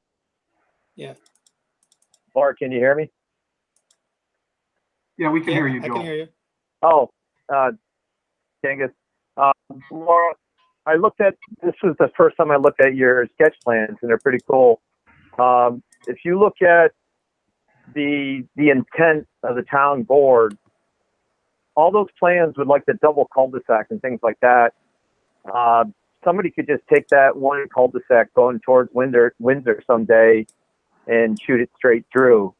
I think the only plan that we presented that the intent of the town board is the one on page 68 that has the path coming straight down one cul-de-sac. Now that the one cul-de-sac meets the county's requirement for one road cut, and at the end of that, we're considering an emergency, path, from the cul-de-sac to River Road, per the county's request. And if you look at the one on page 68, Laura, we could the pavilion that you're talking about behind lot 7, and people could park on the Windsor Drive stub road to access it. Like your sketch, if you had the double cul-de-sac, people would be driving, would be parking on the cul-de-sac, to go to that pavilion. And it's very because there's a large pavilion across the street. But are you guys hearing Joel? Yeah, you're breaking up, Joel. Oh, shoot. I would say, can you hear me now? Yep. No, yeah. Put the pavilion behind lot number 7. People could park on the Windsor Drive stub. All right, and that would that plan would preclude any future connection to Windsor. I mean, so when you say, sorry to interrupt, Joel. So when you say people park at the stub, so do you just mean where the dead end is, where Briar and Windsor meet? So that you're saying that you're the Windsor that serve as a parking spot for if people wanted to park, and then instead of parking at Blatnick Park. Right. Well, just to access the new pavilion. Laura also showed in her sketch plan taking that stub and just digging up the blacktop and making a green space too. You know, and that probably isn't a bad idea, because like, you really don't want people driving up to this pavilion. You know, if there's a pavilion there and you want to appreciate the green space, then they should bike or walk up to it. Yeah, I mean, you're talking about this configuration, right, with lot 7. And the reason that Yeah. I really think this needs to be relooked at is because this does not have good open space. Like, this corner over here stays the same, but this basically, like, if you compare this, like, to the open space that you get in some of the other ones, it's not nearly as useful. This is basically like all of the useful open space. I mean, yeah, I think that the problem with this one is that you're not meeting the open space requirements with it. Well, that's my understanding. But remember, we got to get that sewer line through there too, you know? So, I mean, right now the sewer line would come straight underneath the bike path, you know, and the town could, you know, have the easement there for the, you know, if there was any future work, I mean, it'd be readily accessible. I'm sure Matt and company would appreciate that. Without a bunch of, the other ones have to put a bunch of sewer, because you know, with that large sewer line, you can't bend the sewer pipe. You have to go manhole to manhole. Joel, I know you had a conversation with the county. You had some kind of a meeting with them. I'm not sure how formal that was. And they made their desire for only one curb cut on River Road pretty clear. But in light of the town board's action, is there any possibility, do you think, they would consider the original loop with 2 cuts on River Road? I would like that up with them again, Patrick. I think that'd be a great idea. Hey, Laura, would that require another? Yeah, So we discussed this, I think, to the town board. I think the town board, if I recall correctly, were specific of that only would only be one entrance/exit onto River Road. No, or would it? No, the only thing that they specified in their permit was that it can only be a bike path from the end of Windsor Drive to River Road. I think that the intent of that was that they wanted the main entrance to the subdivision to be off of River Road and not Windsor. But I don't know that they necessarily cared if there's 2 accesses off of River. It seemed to me, and this is just my opinion, that the you know, the main opposition was to the connection. Yeah, no, I'm not saying that there was opposition. I think that it was just that was the understanding that is that the vehicular and exit/entrance from River Road was going to be closer to Riverdale before you get to the curb, like the large curb in the road past Blatnick Park. This is a question for you. Would that require any type of secret determination or action? Or, I mean, I would assume because there's perhaps traffic concerns that are going to be implicated if you were to do 2 entrances, like a loop. Maybe. I guess it would depend on how he designs it and what the sight lines come up, because they did not come up good before. Yeah. Yeah. And to some extent, folks, that's where I'm coming from with the statement I originally made. I mean, Joel, after the town board made their resolution, you know, have you just taken a clean look at this and say how you would do it, knowing that there's going to be no connection? Or do you feel one of these existing drawings is the right thing, and you know, you and Laura can debate open space on page 68? Well, because I would think that I would just look at the whole thing. This was our proposal to meet the county and the planning board and possibly the town board's vote. So now with the town board saying no vehicle connection, you know, this has the bike path connection. It has the one road cut for the county. You know, Laura's concern is that, you know, we maintain, you know, the heritage of Kelt's Farm. And I'd say that those stormwater areas, we would stockpile, you know, we cut all the topsoil and stockpile it. And I've done that in places there. And it's from last year. And guess what? This spring, that stockpile is covered with lupins. I mean, they're hardy. And I don't know what the flowers are that are blooming now, but we would line those stormwater areas with all these flowers, so, with that topsoil. And I'm sure those flowers would all grow back in the stormwater area. So, yeah, this area does look like it has less open space, but not really, because that stormwater area to me is open space, It's not going to be wet. And those flowers areas do not count as open space. They do not. And I mean, well, listen. If the town brush hogged it every year, like they should with stormwater areas, those flowers would grow in that stormwater area. Yeah, I think what's out there right now, I think is Blazing Star, like Beatrice. I think I haven't stopped and really looked at it, but there's very specific open space requirements that you guys just need to check. I can read them to you if you want, but I think that without maximizing, the original intent of the average density development was to minimize the impact of these lots. And I think the CIC really, noted that reducing the size of the lots is really beneficial to the environment, and then make that traffic connection, which is, something that the town has identified in their plans for a long time. So if you can't make the traffic connection, then you really need to maximize the public benefit of the average density development, in a couple ways, like connecting the sewer, like you said, making sure the bike path works great, and then not, you really, I would say, focusing on the open space. Like, it's not supposed to be less than 200 feet. Like, we've been pretty good about it because it's a nice buffer and it's a nice woods and stuff, but really think that you need to make sure that you're maximizing the public benefit of the average density development to the extent that you can. I think before, the public benefit was going to be the road connection. That's not going to be there anymore. So now you got to figure out the best way that you can maximize the public benefit of the average density development. But if we put two cul-de-sacs in, we're eating up area with the road with that cul-de-sac.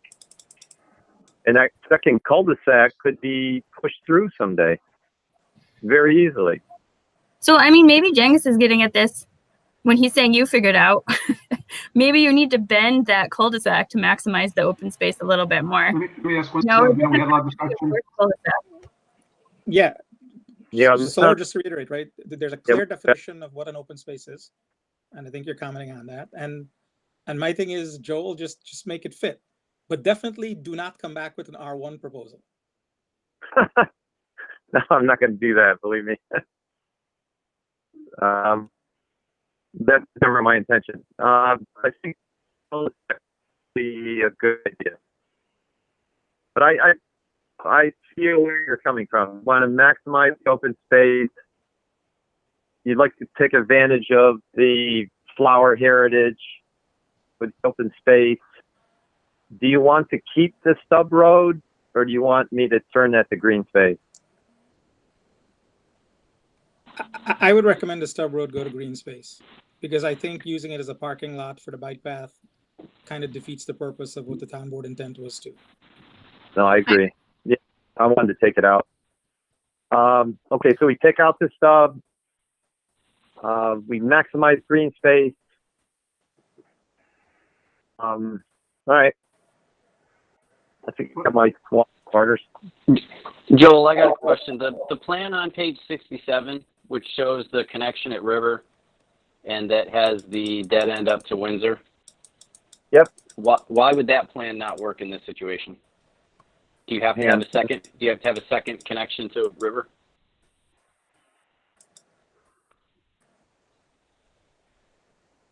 That I always thought that this would be a great plan, and we just, instead of a cul-de-sac up there, we just stub it, but somebody could push that through pretty easily someday, though, Pat.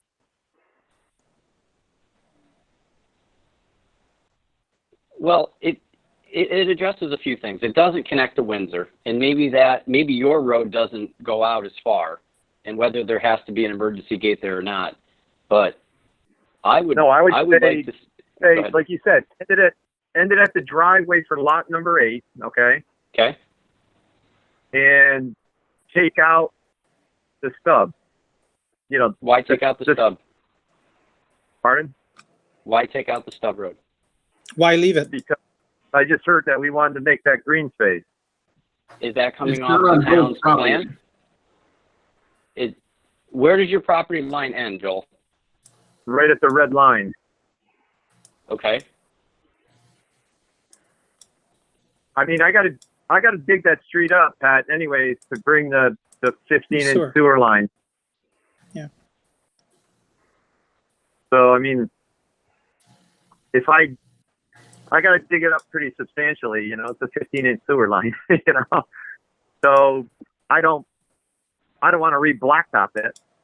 You know, I'd just as soon take it out.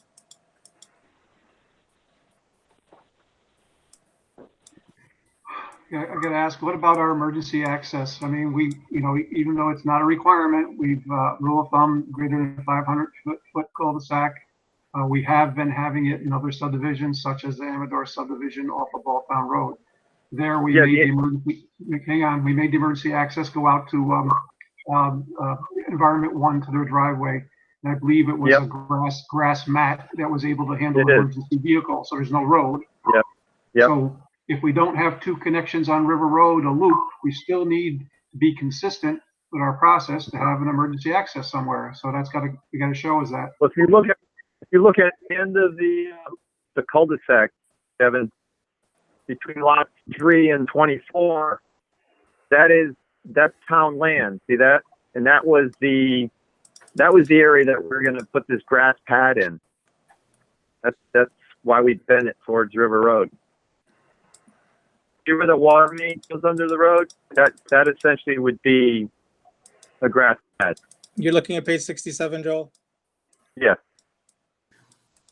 66. He's looking at page 66. He's mostly talking about this. Okay. 66. Laura, I know you raised the issue. No, he's right. There's a water main that runs through the middle of the cul-de-sac, and then it branches down onto River Road. That's where Correct. you would put the secondary means. Oh, you here, also- here. Correct. Plus, you have Yeah, you have a future access if you do need to service the water line. You've got an area that's been maintainable. Heavy vehicles can get on top of that if need be, and it doesn't require a gate. I would say up near Windsor Drive, back that blacktop back as far as you possibly can towards lot number 8, and Yep. then we'll have a discussion on whether the stub road should remain and if this is ever going to stay on as a paper road. And that's Right. a larger discussion for a bigger planning purpose outside of your development. And this is Chris. In that situation, no cul-de-sac up Windsor toward the stub, right? Just Just a stub, that's correct. Now, like if somebody turned down that street accidentally, they'd have to back up or pull in the driveway for lot number 8 and turn around. and emergency vehicles, it's still within that 500 feet. We're thinking, so that's satisfied for Unit 8. Yeah, the emergency vehicles would have to, that stub road, they only have to access lots 5, 6, 7, and 8. They're not going to crash through the retention pond up on Windsor to get to Windsor. I mean, you know. I mean, that's, No. What I'm saying is, when the emergency vehicle takes a left off of Kelts Farm Road onto that Windsor Road, which is a dead end, right. that's acceptable by the fire department, or is that too far to reach 8? I wouldn't think it'd be a problem. Or I houses. think there's a limit, like 400 or 500 feet. Right. Or something like that, and that's why I'm bringing it up. I mean, literally, keeping the stub on Windsor allows them to reach that last unit better than the Kelts Road does. But Yeah, I wouldn't say stub. I would say, you know, it would be delineated at the property line, and it would be, you know, grass that's, you know, so it wouldn't be a connection. Is that what you're saying, Chris? no, Kevin. I'm saying is building 8, back, front, all around Unit 8.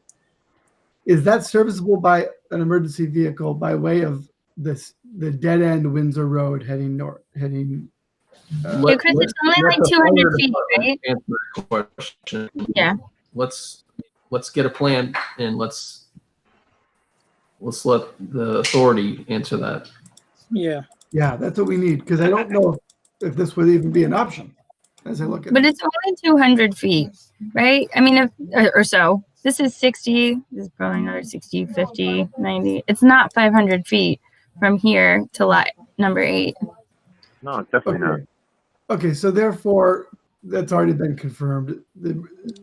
Well, Fire the fire department would still weigh in on it, but I'm just saying that's not 500 feet. I don't know. By the way, I threw that out. I don't know what. I remember a project we had off of Hillside, and that was an issue, and I thought it was 400 or 500 feet. Yeah. Well, if I buy this plan, I'll get it to you, and you will get it to the correct fire department official. Yeah, it's Fire District 1, and we coordinate all of the major subdivision plans with them. Mhm. So Joel, are you gonna come up with a new plan, or is it gonna be one of these? Well, from what I heard, Genghis, I would take this plan, which bends towards river. It has the grass pad. Page the number, yeah, if you don't mind. Pardon? Which page number? I'm on page 67, page 67 plan. Okay. Okay, so this has the one cul-de-sac to the right. Then I would have a stub road up to the driveway on lot number 8. And I would remove the stub on Windsor Drive. And all of that gets covered back up by green space. That's correct. Joel, just for my clarification, when you say stub on Windsor Drive, what does that mean? Does that mean the portion that you show above the red line, or does that mean the road that's constructed at the end of Windsor Drive? You can still No, leave the pavement? The existing stub road from Briar Ridge to the end of Windsor. The main thing being there that you have to destroy that anyway to put in the sewer pipe. I don't have to totally destroy it, but I mean, I got to dig a large trench down it. But you don't own that, do you? Pardon? No. I don't believe you own that. Actually, I take that back. If you look at this plan, you can see the sewer at the intersection of Ridge and Windsor. The sewer line goes diagonal, actually. So I really don't I don't touch that road, this plan. If you want to leave it, we can leave it, no problem. I don't think you have the legal right to take it out. I don't know, Lauren, something like that. I mean, if the town planning board says we got to do something to an existing town property, I mean, it happens all the time, in my opinion. Like if you have to put in turning lanes on a road, something. Well, Joel, one thing I would just request, and Mr. McPartland and Mr. D'Arpino, as you work through concepts and changes, that you please include the 2 planning board members, so there's no surprises, and they can work with you on that. It just makes it for easier to go forward when we're involved. We don't want you to send something in and keep kicking it back. I know you don't want to do that. We don't want to. No, I don't want to. So please include Mr. D'Arpino, Mr. McPartland. What I would like to see is I would like to see. I would like to come in on the 24th with a plan that, Laura, I don't know if this is possible. If we could vote on it, and we can get preliminary approval. Then is that possible, or do you have to do a resolution? Or Sorry. I mean, I think you could come up with a sketch that we all agreed on, but we wouldn't typically take action on preliminary subdivision without at least a preliminary round of engineering and the TDE comment back on the engineering. So right now we're trying to hone in on a plan that, the planning board has general consensus for. I think with something this controversial, you may never get, a full vote. And then you're going to also once the configuration and the sketch plan is there and you have that consensus, then you're really going to dive into the engineering and make sure that you can make all of the elevations of the sewer lines work. And, you know, I actually don't think it'll be a problem for you to remove the pavement on the stub. Like typically the town's going to ask for offsite improvements for a subdivision this large. So, we would run across the highway and stuff like that. All of that stuff would have to be finalized and included. So like the 24th, no way. But the 24th, I think what you could aim for is like a plan that has general consensus for the planning board so that you're not engineering every time we change something, right? Yeah, but Laura, this is already engineered. These plans are all engineered. We've got the elevations. We've measured all the inverts on these. And the plot plan has nothing to do with the sewer elevations. We could, whatever plan we come up with, we can make it work, you know, from a sewer standpoint and from a water standpoint. Yeah, but you're never going to, we have never issued subdivision approval that doesn't have some engineering completed, like doesn't have some, like we have never just been like, okay, conceptually that's great, go ahead and start building it. I'm trying to tell you, the engineering's on this plan. It's right there in front of you. I mean, we put a lot of thought into, you know, the diagonals and the number of manholes and the arrangements and the connection to the town connection. And we pulled the covers. We measured, you know, my surveyor measured the dirt, you know, because the town didn't have accurate dirt. I mean, there's a lot of engineering in this. If you look at the manhole connection in front of Blatnick, you know, it has all the inverts there. It has the ins, the outs, everything's there. We have the location in our CAD file. I mean, yeah, all that. Laura, even the town board in their deliberations acknowledged that Joel has put a lot of time and effort into this, and I believe that was part of their rationale for modifying the approval, as opposed to just rejecting it outright and sending us back to the drawing board. So I think to the extent that we can put forth a final site plan that has as few modifications as possible, and Joel, I think, sees a path forward. We've kind of discussed some aspects of that.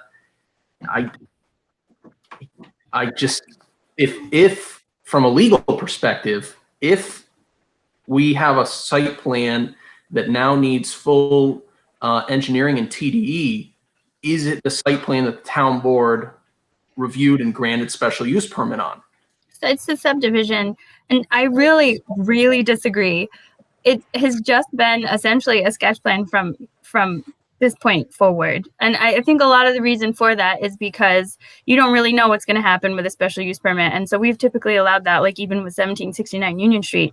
But you have no SWIP prepared, you have no stormwater detention basins and stormwater practices outlined. We don't know what those are going to look like or how much space that they're going to take up. And we do have to figure out what waivers are going to be required. And like I haven't seen any cross sections of how deep the sewer line is going to go and what's the separation to the water line and all of that stuff. It sounds like you have a lot of that data ready to go, which is great.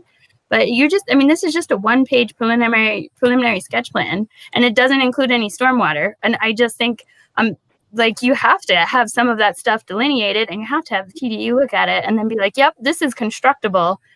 And then you could go to preliminary subdivision. Yeah, it's not site plan, it's preliminary subdivision. And That's you're right. saying all of that for preliminary subdivision. And I've never done that. We have all of that, but it's not on the plans. Well, let's the previous 6 subdivisions I've done, I've gained preliminary with what you see. And the same in Clifton Park. I mean, the inverts are all there. Where your stormwater detention ponds are going? With no delineation of where your stormwater is going. They're huge right now. I mean, detailed That's size. not my recommendation. I'm not trying to be annoying. I think you have to understand what the ground is going to look like and where the utilities are going to go before you do final or preliminary approval of a subdivision. It's not sketch plan. I can go look at the code again and I've only been a planning her for 5 years, but we give a harder time to minor subdivisions than that. Well, let's just take, excuse me a minute here. Let's just take a look at a recent subdivision, something similar. So that would be probably the Amador off of Balltown Road. What's that one called? The name of it, Laura? Harmon Grove, yeah, and that Harmon was Grove. fully Okay. So Harmon Grove, we had to give them a preliminary. What phase, did we hold them accountable to? They had 32 pages of documents for preliminary subdivision. Yeah, so I just want to make sure we're consistent. I understand what you're saying, Joel. We just want to do it the same way we've been doing it. Laura, they had 32 pages Yes. of plan? On the preliminary subdivision drawings. It showed all the engineering. They had their SWIP prepared. Everything was on there, so that they could go, essentially right to construction after preliminary subdivision. You're going into the next step is construction. You have to have all of that engineering done anyway. If I can step in, Joel, I think within the next 2 weeks, I'm willing to work with you and your designers to, I think, take this plan that we've been talking about here for about the last half hour to modify this to get it onto the planning board meeting we have on the 24th. If you want to set up a time to walk the site again this week, this weekend, I'll make time. And if you want to CC Patrick and myself on with any of the sketches that you can update, I think we could do another really good design charrette, vet this thing out for the next 2 weeks, get it back to the next presentation so that we can get a consolidated plan together to get you to the next step. Yep. I think Dave, 2 weeks. Go ahead. Go ahead, Joel. Can I tie you in, you and Pat, with my designer? And we'll have him make the changes, and then he emails them to the three of us. And we go from there. How's that? Sure, that's fine. I mean, if it's something as simple as he can send a PDF and we can mark it up in Bluebeam with some comments, and we just keep, also I think Chairman Walsh and the planning department should be CC'd in all of this. We could do it. We could vet this out in the next 2 weeks, get it to a point where you can get it in for a submission. Let's follow the next step. 2 weeks is not going to kill you at this point. And then we get a really good solid plan. I think you need to do some work because, the first time we saw this was Friday, and a lot of us, I think, did listen to the town board or watch the town board's meeting to understand what it was. So let's clean up this connection, or let's clean up the non-connection at Windsor, where your property line ends. Let's address the county's request for the secondary egress. Let's try to minimize the visual impact up to the Windsor Drive, whether that extension stays there or not. That's something that we could talk about in the next 2 weeks, and then get the pieces just lined up here so that we can come back with a plan on the 24th and get to the next step. All right, so Laura, what is the next step called then? Sketch plan approval? No, you have sketch plan approval. The next step is engineering. Okay. All right. Yeah. And I'm not downplaying, like, you have to figure out where those stormwater detention ponds go, and you have to figure out how much impervious surface you're adding, and make sure that you incorporate all of that and that you're not overtaking all the open space that you're showing on your plans now. I just realized, remembered that Niskayuna's definition of preliminary is really other jurisdictions' definition of final. Yeah, I mean, there's almost nothing for final subdivision approval. It's just that you've built the roads and then you're allowed to go ahead and build the houses. Yeah. That's right. I just remembered that. Okay. I'm all with that. Right, and Joel, the other good thing too is that in the next 2 weeks, while we vet this out, I'm sure you're going to be working on your engineering because you probably think that you're relatively close to a finalized plan. You might find something that has to shift a lot over or something. And I think it's better for us to find it out now while we're going through this next design phase than it is, as you get down into construction, it's more money. So, Hey, we'll Laura, work with you on it. See up to before we get cut off is the town board also said that they would like to see work done as soon as possible on the bike path connection. I mean, is it possible for me to clear that area, from the connection to River Road to the existing bike path at least, and because there's a couple of culverts in there, and I could extend the culverts at least and do some work. I know you asked me that, and like preliminarily, you should never touch a site prior to, seeker in action. So Right. that it's a really tough question. I mean, I can look at it, but the easiest and best answer is to get the plans, to a point where the planning board can and approve them, and then you can just start right away. And the crosswalk would be the best thing Yeah. to do. All right. No Yeah. problem. No, that makes sense, Laura, and thanks, Joel. And the other point is, like, say, show the emergency, access too. Assuming that the county doesn't allow 2 curb cuts on River Road. That's not, Yeah. it's not shown on page 67 or 68. If you say where it's going to be, but it's not shown, right? So, let's tighten it all up a little bit. And And just to reiterate that, Joel, for what everyone said, and David, thank you for you and Patrick for volunteering to do what you're doing. But at the end of the day, all I'm going to look for is it meet the open space requirements, and is there emergency access? Yep. All right. I mean, we might need to discuss something about boulevarding at River Road and all that stuff. I don't know when that's Yeah. going to pop back up again, but yeah, there was also a comment about making sure the bike path was on the side that minimized crossing traffic. Yeah. I think that was something we had as an open item also.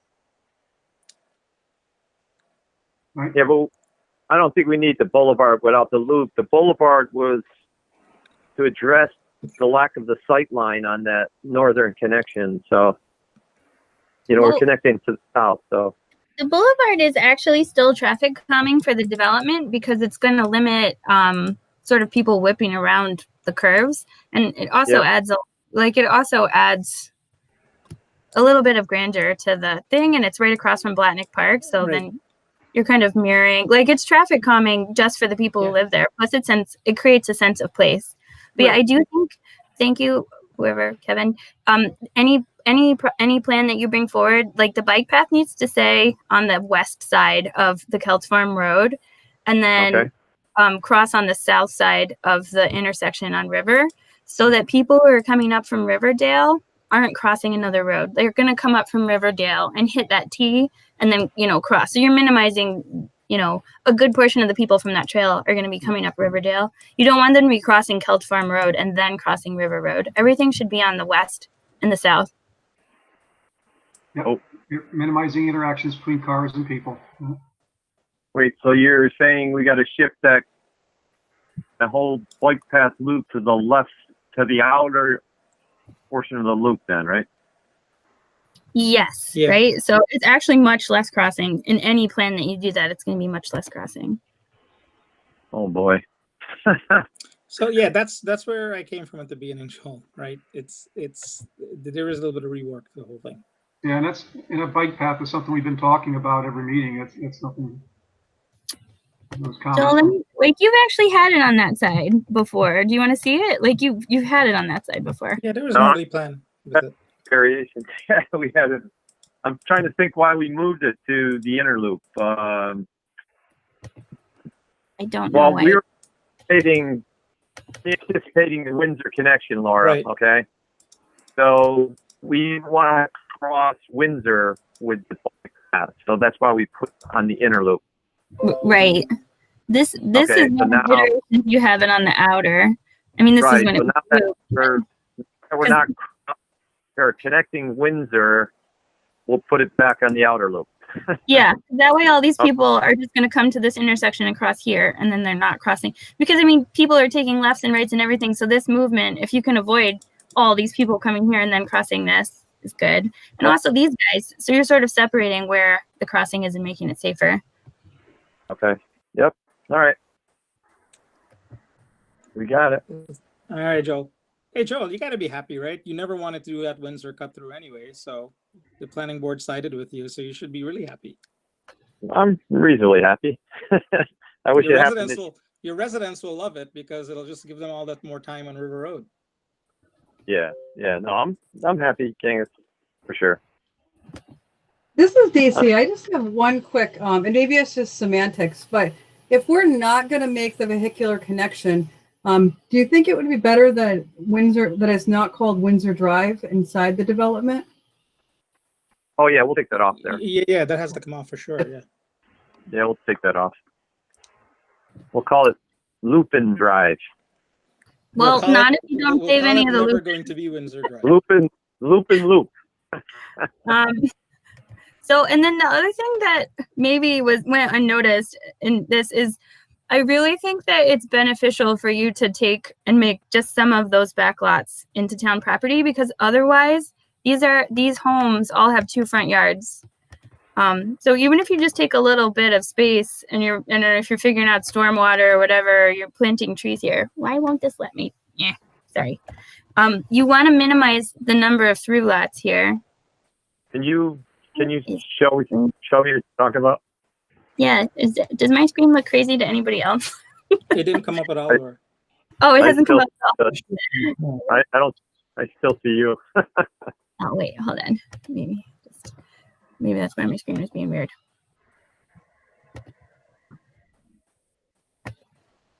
Let me just try it again. Sorry. Open space. Oops. I don't know why it's doing this. Yeah. Do you see this? Because, yeah, I don't know. It's doing something really weird. Hold on. Let me just. Nope. Sorry, 1 second. It's just any time that you can make these lots not through lots is going to be beneficial. 60. Here. Let's try it.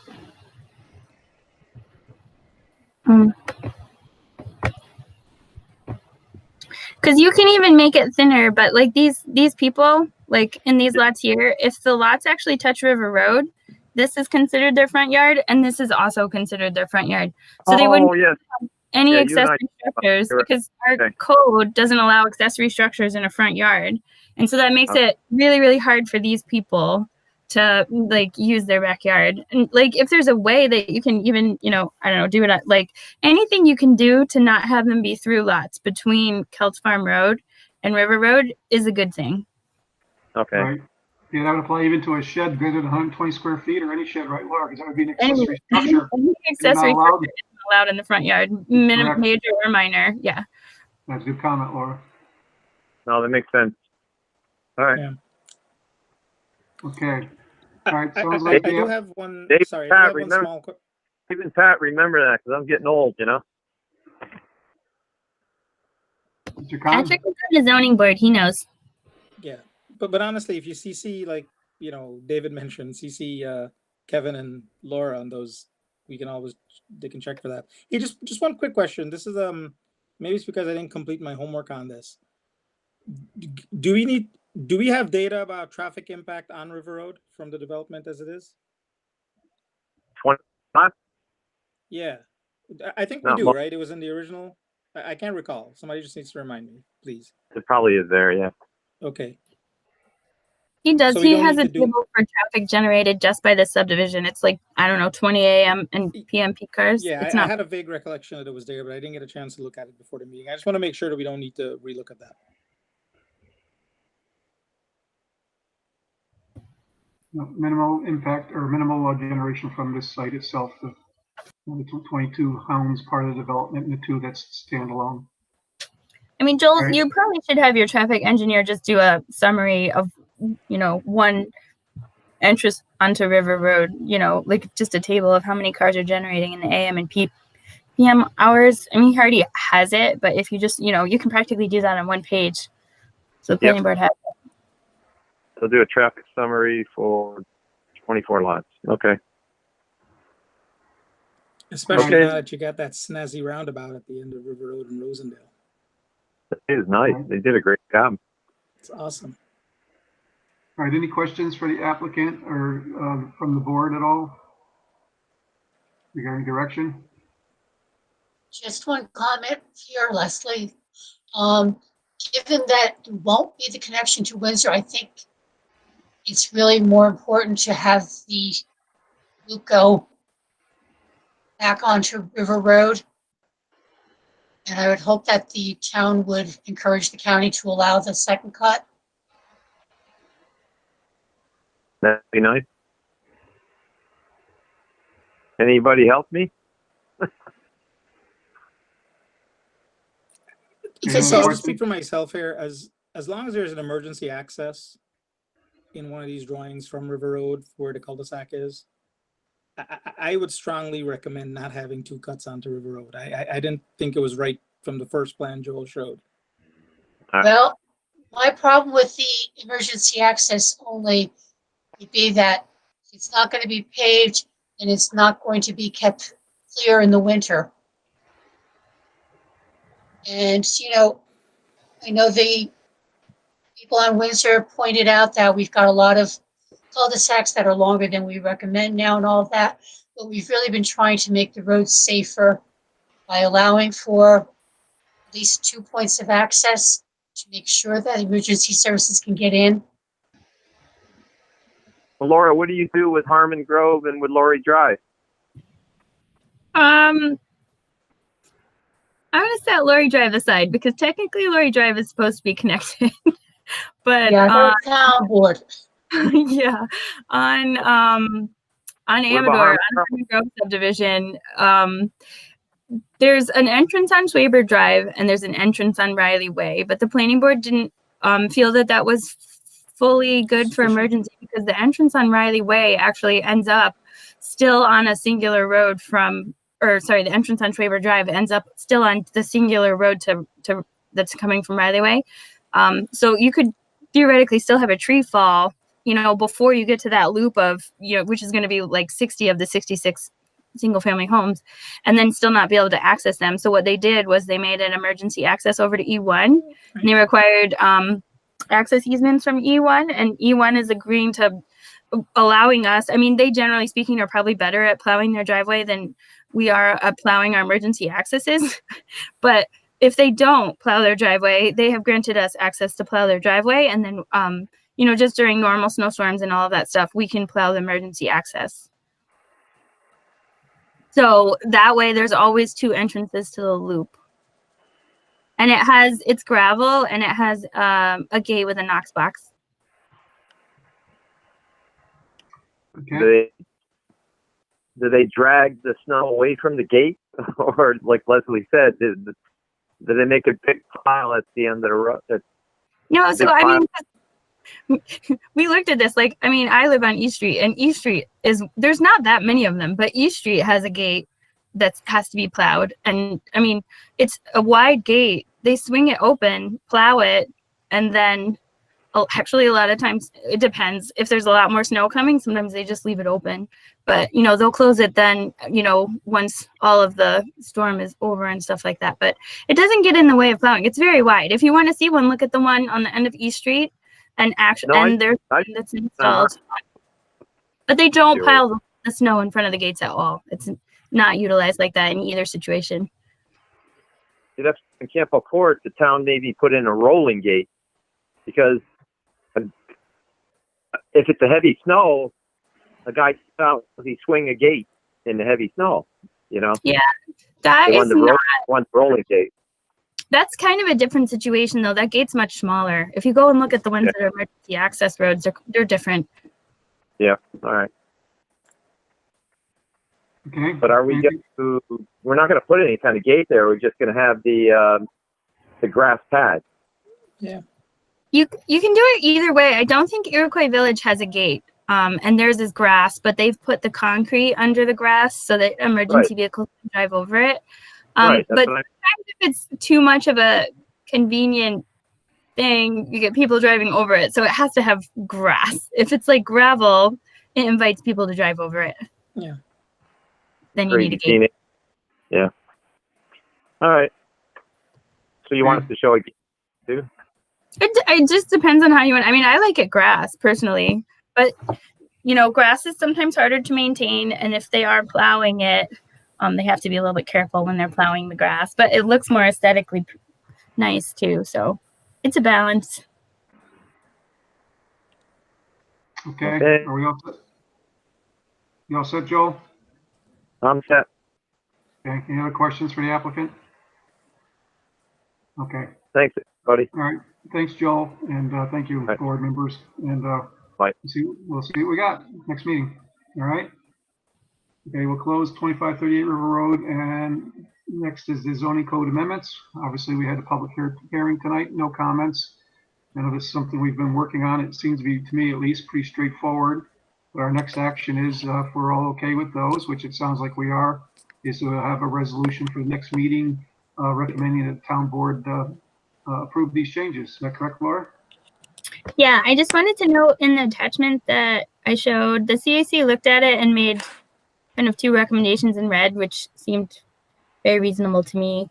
Like on page 3 of 4, under F, non-visible fencing associated with electronic containment systems for pets, like they added shall not be confined only by a non-visible fence for the dangerous dogs. And then number 6, which would be for the purposes of chapter 220-40 definitions, a non-visible fence shall not be considered an accessory structure, because it's under fences, and it just seemed like potentially you'd want clarification. It didn't seem fair that it should count towards an accessory structure because it's not actually changing anything physically above the ground. Yeah, and since it's not visible, it makes sense. So, you know, I think those are good comments from, was it Conservation Advisory Council? Yeah, that was the CAC, yeah. But, I mean, and not even with those changes, they just recommended them. They felt that there was little environmental impact to these changes. In fact, like in some cases, like with limiting the size of the temporary sign and stuff like that and requiring electronic vehicle charging stations, there was positive environmental impact. So they did a recommendation for a neg deck. Sounds good. Any other comments or questions for Laura on the zoning code updates? This is Alexis Kim.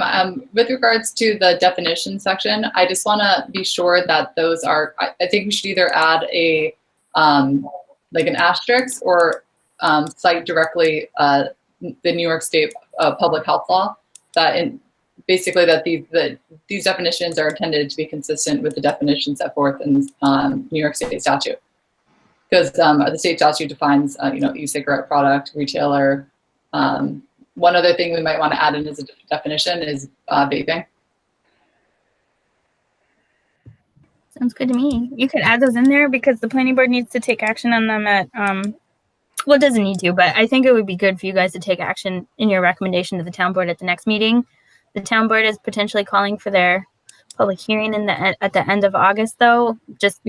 They can call for the public hearing and then potentially adopt the code in the same night if they want to, because it's not super controversial. But I would like for you guys to have a recommendation to them before they're calling for their public hearing, if you can. So that would be your next meeting. Yeah, I'll see why not. We'll just update for your comments, Ms. Kim, and I think they're pretty straightforward. Anybody have any concerns with that? No, I'd like to make one suggestion for another zoning change. Very modest one. You have you can't park on your lawn. I'd love to see a little change that would allow people who just had their driveway paved or sealed to have a few days where they could park on their lawn. So I hear you, but I actually don't think you need to put that in code because the building inspectors, I mean, they don't kick people off of their lawn unless it's like a regular complaint that happens and they can see like clear violation. If they see new tar on the driveway and like cones, I mean, I think but technically they're supposed to enforce it, and some of us feel really awkward with that. No. I think that overly complicates code, though. Yeah, I think it's just extra. Doesn't seem of value to me. I mean, there's a tape across the driveway, keep off for at least 24. Some people go 48 hours, and that's about it. So, but for this round, I think we're all set for this round anyway. I'm not saying put it in this round, but I'm saying I'd like to see it. People have the right to do that. It shouldn't be discretionary. It's, it's a reasonable use of one's lawn for a few days while either the pavement or the sealant is setting. Okay. So I'm making a suggestion. Okay, thank you, Leslie. All right, are we all set then? We're going to have a resolution, Laura, recommending town board approve the updates with the latest revision to the updates, right? Your next meeting? Yeah. Okay, great. Thank you, everybody. All right, reports, COVID-19 update. I assume that's you, Ms. Kim? Yeah, so I spoke with Supervisor Syed. The executive order extended the open meeting law suspension of in-person requirements through September 6th. I spoke with the town supervisor, and she intends to issue a memo that will go to all of the committees and the boards of the town, that confirming that the town board is going to be the first public body that's going to meet in person.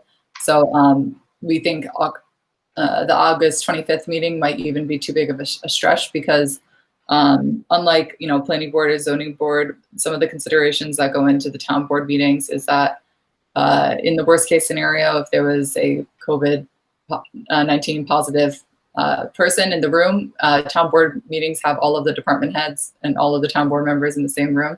So in a worst case scenario, that would leave basically all of the department heads who run the town in quarantine. So we're going to be having to do town board likely will be in person, and then department heads will likely remain remote. So we received that technology in the mail yesterday. It hasn't been installed yet. So the long and the short of it is I would plan the 24th planning board meeting will be remote. And then we'll take it from there. We're hoping that we're going to attempt an in-person meeting on the 25th of August for town board, but that will get pushed to the agenda meeting in September, which is early I think it's September 8th. It's early on in September. Yeah, and since we have we're calling for a public hearing next meeting, so we have to know where we're at, and so we'll have a virtual meeting for the planning board anyway, and let the town board work out the kinks, and we'll follow suit. Right? Sounds good. No, thank you. Okay. Let's see. Under reports, Laura, did you not list it, but did you have anything that you'd like to add tonight? Nope. I just wanted to say that you guys worked really, really hard on Windsor Drive and all the things that you've recently been doing under extreme circumstances. And so I just really appreciate all of that. Oh, thank you. And I know the planning and legal departments have been swamped too with all the stuff going on. So it's you guys have been working hard, and I appreciate everything you do for the community, for the folks in this view, and I appreciate it. All right, so we'll go to commission business. So Mr. Oster, what do you got for us tonight? Nothing, sir. Okay, thank you. Mr. DiArpino? Nothing. All right. Mr. McPartland? Nope, nothing. Nothing. Mr. Khan? Unfortunately, I have two things, but we don't need to address them in detail now. And maybe Alexis, on one of them, I think it pertains to you. So exactly what is the town board's responsibility relative to the comprehensive plan? The comprehensive plan is defined in the town code, but it doesn't seem so like does the town board have a requirement to use the plan as guidance or not? It's a statutory requirement. You're not required to have a comprehensive plan, but if you do have a comprehensive plan, this is New York State statute, then it has to be considered under certain circumstances. I mean, the town board, as those of you who are involved in past iterations of the comprehensive plan, holds many public hearings. They have to approve it. But in so much as whether or not they're bound to meaning if something is consistent or not consistent with the comprehensive plan, I think that that's a planning board. And I mean, I think that they don't have zoning jurisdiction, so they wouldn't be really even in a position to decide whether something would become consistent with the comprehensive plan, if that's the question that you're asking. Okay, I mean, I guess, as a planning board specific to Windsor Drive, I think the comprehensive plan was a major guiding document, which I know we go by in every zoning board of appeals recommendation, etc. I just wanted to know if the town board was legally subject to actually consider it the same way. And if the answer to that question is no, then why? No, because I can answer that affirmatively. No, because they don't have zoning jurisdiction. I mean, so there would be no legal obligation for them. There's a legal. I mean, yeah. I mean, that's planning. It's like purely a zoning / planning, not town board. But they do have an obligation to consider the recommendation and report of the planning board, which is what they did. Okay. The second one, completely changing subject. So I saw that the chicken survey was in, but there was like only 5% of the Niskuna population that responded. It was 1,055 respondents. So is there going to be a follow-on, or are we going to enact something based on a 5% response? Well, we already called for a public hearing at the last meeting, and public hearing, we've received many comments. I mean, I say we, I'm using the royal way, I'm talking to the town board. Town board has received extensive comments. I think the survey was to just kind of gauge interest in this, and it was actually circulated, I think, well in advance of the public hearing, as almost as like an extra add-on to get the input, because I know that this was controversial a couple of years ago when there was perhaps, I think there was a lawsuit that predates me. So I can't speak to whether or not the sample size is sufficient to support enacting a local law, but I do know that it's been extensively discussed at committee. People had opportunity to be heard, and that the intent is to have a resolution enacting the local law on the 25th. Okay, so there is no numbers requirement then on No, enacting this local was law. purely something that the town board did on their own initiative to see if there was, really, strong objection one way. But I mean, apparently this has been a request that's been, just like how when we discussed this with the planning board when we thought it was going to be zoning, that people have very strong opinions, usually one way or another. Is there a document that has what the legal responsibilities of the town board has? What the town board's legal authority is? Yeah. Yeah, I mean, it's in town law, New York State town law. But I mean, meaning like what their authority is just generally, like as a governing body? Yeah, I mean, but even specific to things like enacting law based on a 5% response of a community, or enacting something that's inconsistent with a comprehensive plan, those kinds of things. I mean, I mean, I could speak for respect to the survey requirement. So the requirement is when you enact a local law that you have a public hearing and that everyone's given a full and fair opportunity to be heard. So survey or no survey, that has been fulfilled. With regards to the characterization that they issued the special use permit in a way that was inconsistent with the comprehensive plan, I think that, they reviewed the planning board's decision regarding whether, the connection was consistent with the comprehensive plan. And they, given that they made the naked seeker determination that even if, just as in the town code, how it says the comprehensive plan needs to be considered, as well as whether or not there will be adverse impacts to the neighboring community. Those adverse impacts were definitely, that was what is reflected in the resolution and was reflected in the debate. So I can't say that they, neglected or acted contrary to their responsibilities and authority in respect to issuing the special use permit. I mean, they always have the ability to, on their own, decide to amend the comprehensive plan since they were the body that enacted it in the first place. Thank you. That brings up one quick question I had is regarding the chickens. Is that going to be on a trial basis? I thought I heard some talk about that. It was not trial, so I mean, I don't know if I was the one who kind of brought this up. We decided that there was going to be, you have to annually renew your permit for the chickens, so that in the event that we, this is a learning curve situation. Like if we learn that 6 chickens is too many, or that you could actually have more, we didn't want it to be an instance where we blanketly issued permits and then 4 or 5 years from now we wanted to make changes, and then we run into the issue of depriving somebody of a permit but they have a property right in. So we added in the annual renewal just as a kind of a safeguard, so that if we want to make changes that we're able to do so, or if for some reason it's not working out, we can naturally sunset it by saying any permits that are outstanding upon expiration will no longer be valid. So it's not anticipatory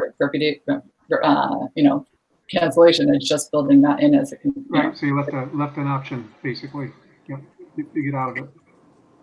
Okay. Anything else, Mr. Khan? No, I'm all set. Thank you. Thank you. How about Mr. Laflamme?